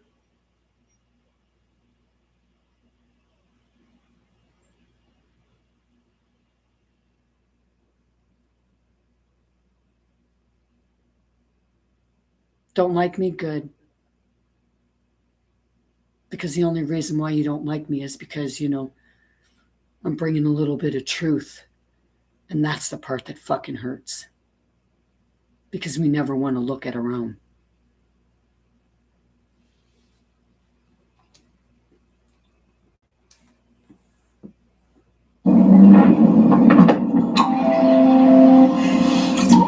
When my hearing changed, hearing life understood.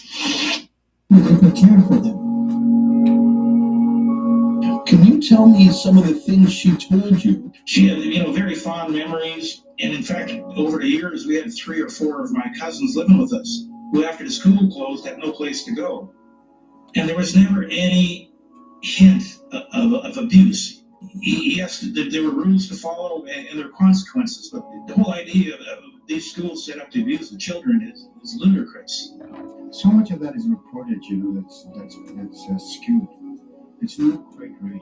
You don't have the whole picture. There's a lot of us who had positive experiences in the residential school. Did anybody ever reach out to you to participate in the Truth and Reconciliation Commission? No. I don't think they would wanted to hear my point of view. I really don't.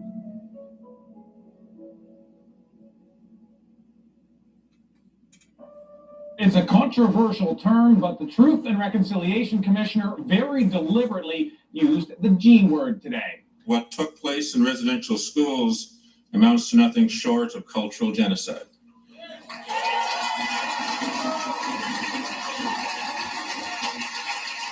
So much more is known about what happened in these schools because of a court case survivors won 8 years ago. Part of the settlement was the establishment of a Truth and Reconciliation Commission. That commission has spent the last 5 years traveling the country, gathering testimony, listening to survivors, and everyone lined up here is waiting to get a copy of the final report. The commission described its own objective, not as an impartial investigation of historical events, but as one of healing and reconciliation.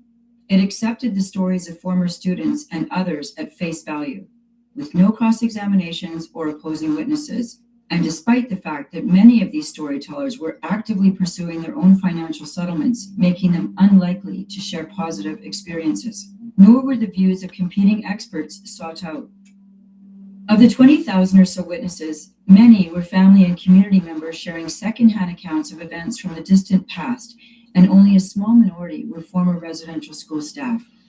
Genocide, commonly associated with historic atrocities such as the Holocaust during the Second World War or the mass slaughter of Tutsis in Rwanda. But to call Canada's residential school policy cultural genocide is curious. Do you believe that this is a deliberate tactic that's being used to bring in Holocaust imagery, terminology, experiences? Yes, I do believe that. This atrocity propaganda is very hard to shake from people's minds. It's like, for instance, Chief Terry Teague. Residential schools under these institutions also had incinerators, so there could be potential not finding any remains of children there. They're not going to find any of the missing children because they were all incinerated. So the whole kind of Holocaust theme has now been bound up with Indian residential schools. These people are rewriting history. In its opening paragraphs, the report accuses Canada of cultural genocide, implying that physical and biological genocide occurred as well. Holocaust terminology, themes, and imagery are appropriate. It also implies a coordinated intent to kill students. The report uses Depression-era meals to students were commonly malnourished or starved. But a recent study found that children born after 1930 who attended residential schools had an average adult height of up to 1 inch taller and were more likely to have healthy adult body weights than children who stayed on reserves. The report also implies children were subject to inhumane living conditions and disease inside the schools.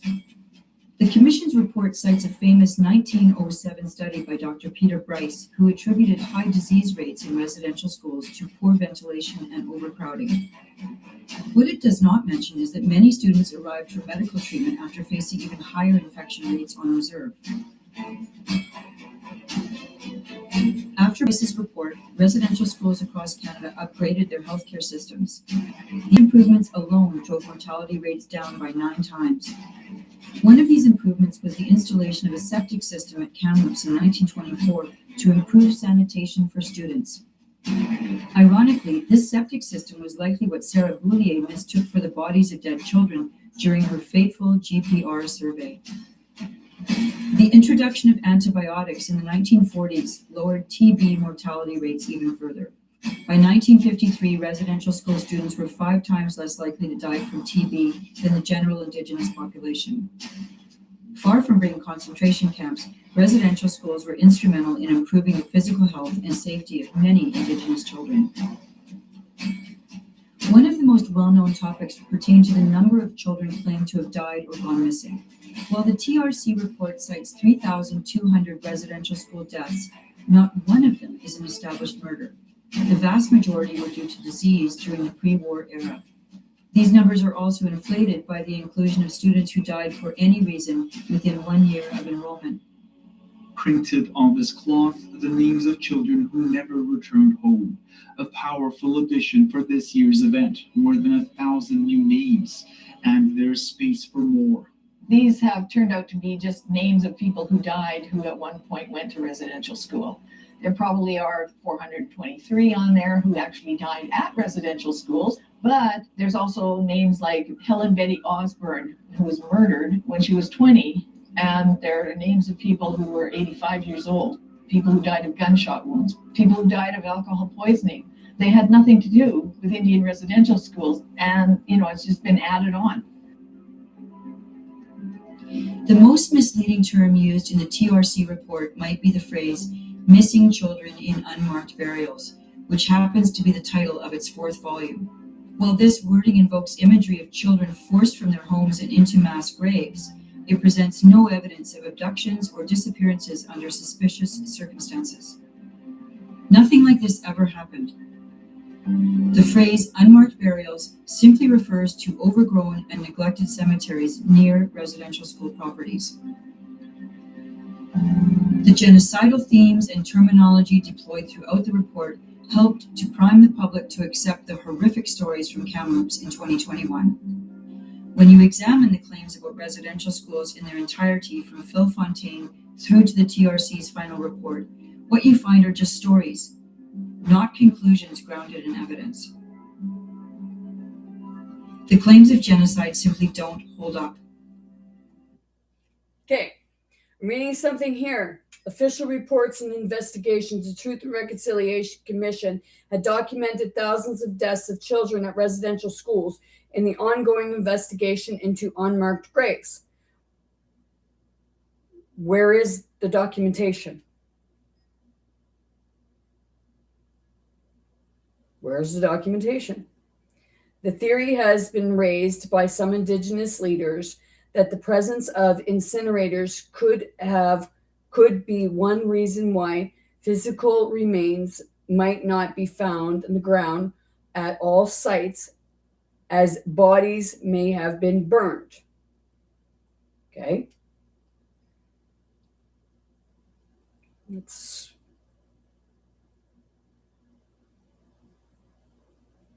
documented thousands of deaths. Okay.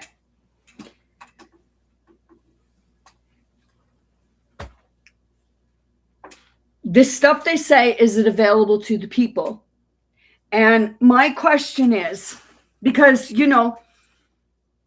children can be extremely, like I said, children can be extremely cruel. I know this guy, okay? My sisters went to school with them. And their family was like,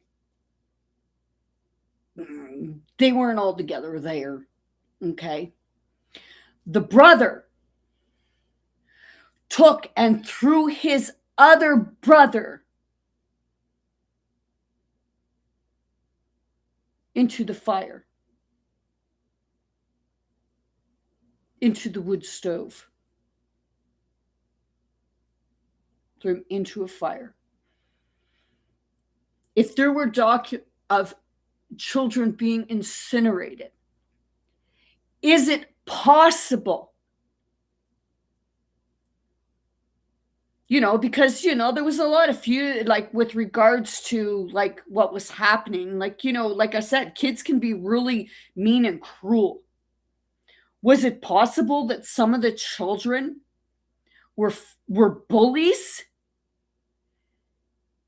and they were throwing each other into the fucking fires? Ah!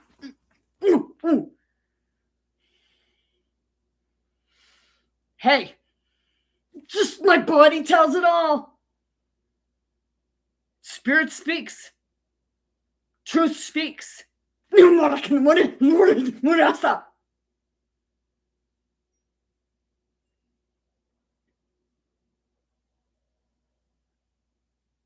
Seriously.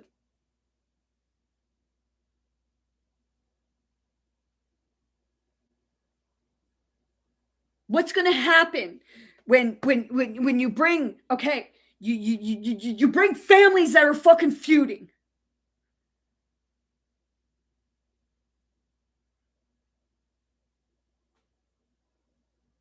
Like I said, is it possible, which is a really good possibility, that it was actually the children doing this to each other?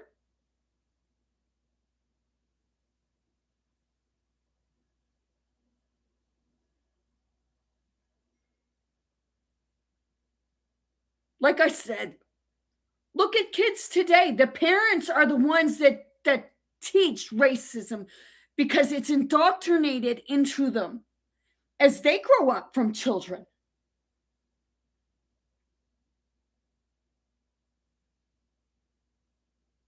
Okay, a high school where I'm from,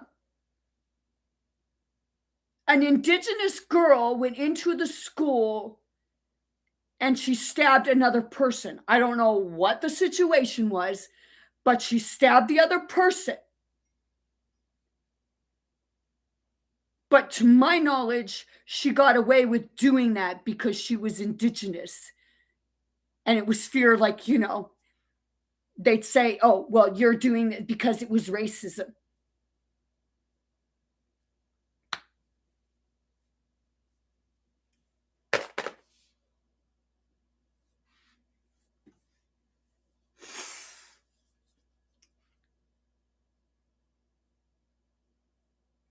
You look at the mass shootings that happen at schools. It's because a kid got bullied, right? Kid was bullied.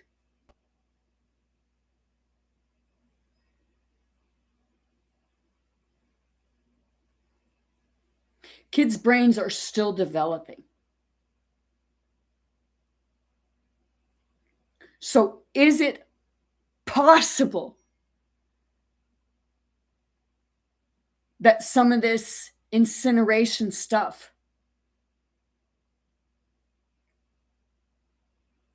was kids doing it to other kids because of bullying?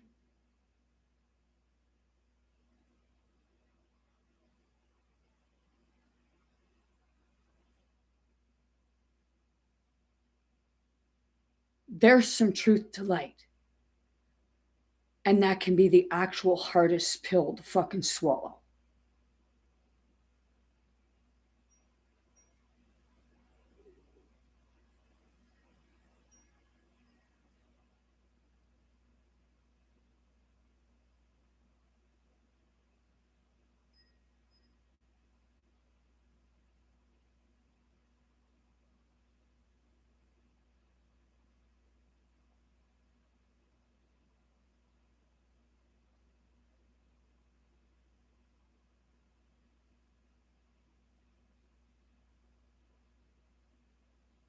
Sometimes kids will beat each other to death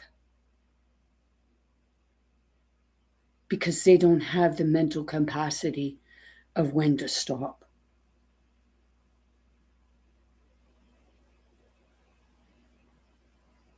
Especially when kids have came from abusive homes or from different homes, like what you say some of the indigenous kids came from, not just indigenous, but some of the lifestyles that these children came from.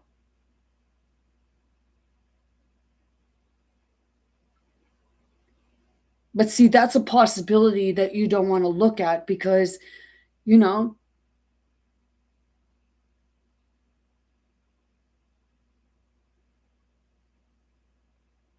to some little kids, some of the bigger kids could appear to be adults to them.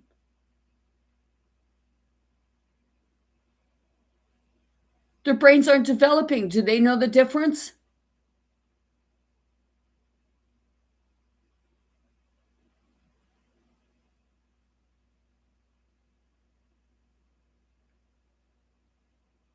Look at the series Little House on the Prairie. Girls at 14 were teaching.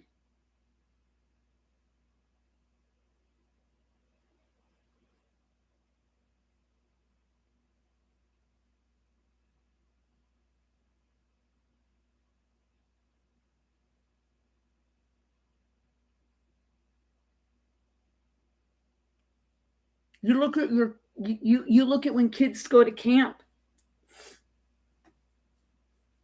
Who do they put in charge of these kids? Sometimes 14-year-olds. And to those kids, little kids, well, hey, they're adults to them because they don't know the difference.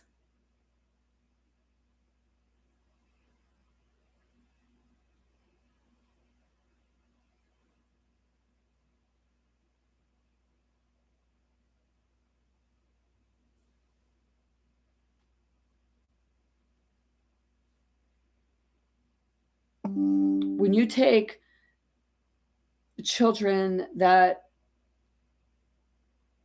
were in unstable homes, and some indigenous will say that, oh, well, we were a stable home.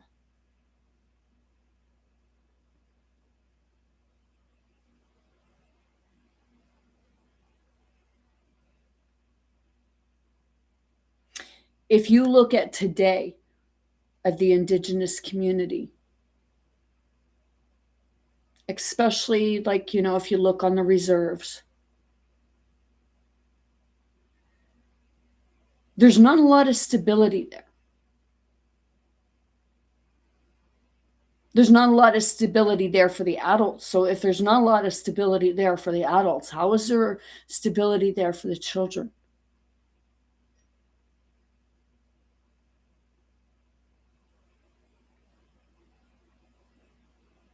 So to confine people to a certain area, it wasn't white man that did that to you. It was your own leaders so that they could keep you in control.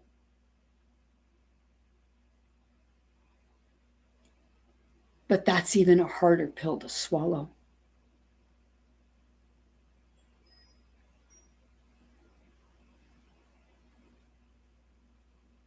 Because your own people were scalping you.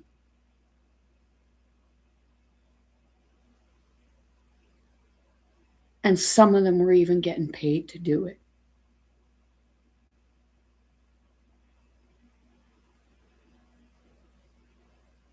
And that's a hard pill to swallow. But they will indoctrinate into you that it was the European settlers who did it. But it was your own people. The European settlers were trying to protect you, including my 7th great-granddaddy.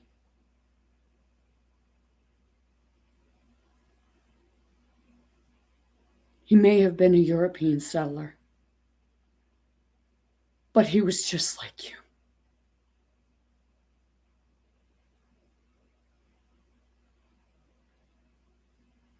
So you want truth and reconciliation? then it's time to swallow the hardest pill to swallow. And that's it. It was your own leaders doing it to you. And the only way that they could justify it was to blame the settlers.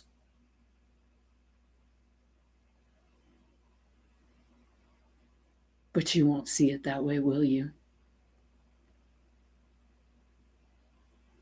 Because it's always the hardest pill to swallow, to know that it's your own people doing it to you.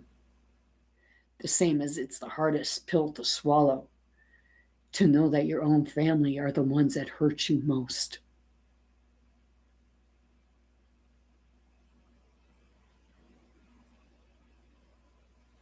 I'm just saying.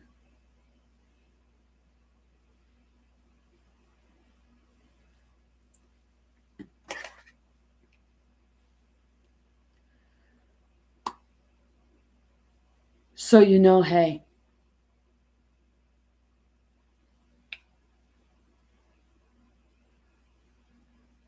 go watch it.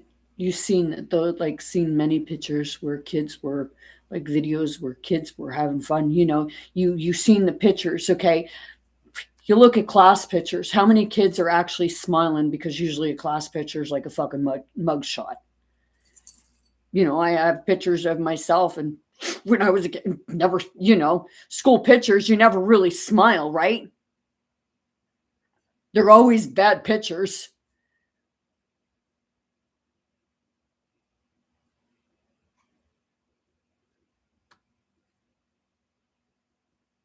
But hey,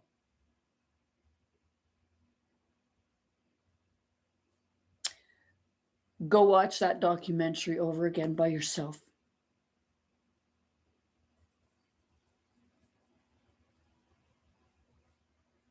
And then look at your own, look at your own governance, the ones who govern you. Because they're the ones that's keeping you in the reserves. Because that's how they control you.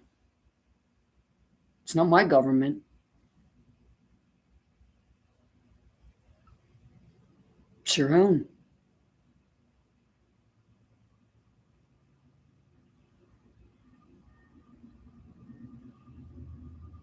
You know, they can't do anything to you unless your own government gives a say, right?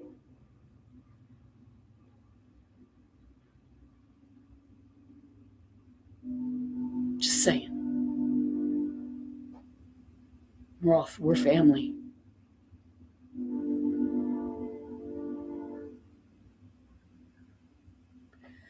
So with that being said, I'm sending you all much love, light, many blessings. Most importantly, very good health to anyone and everyone wanting, willing to receive and accept.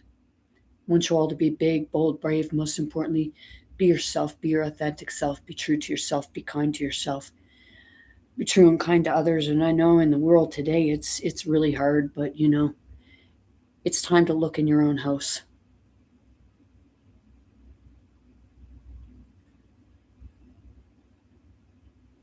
Have a great night.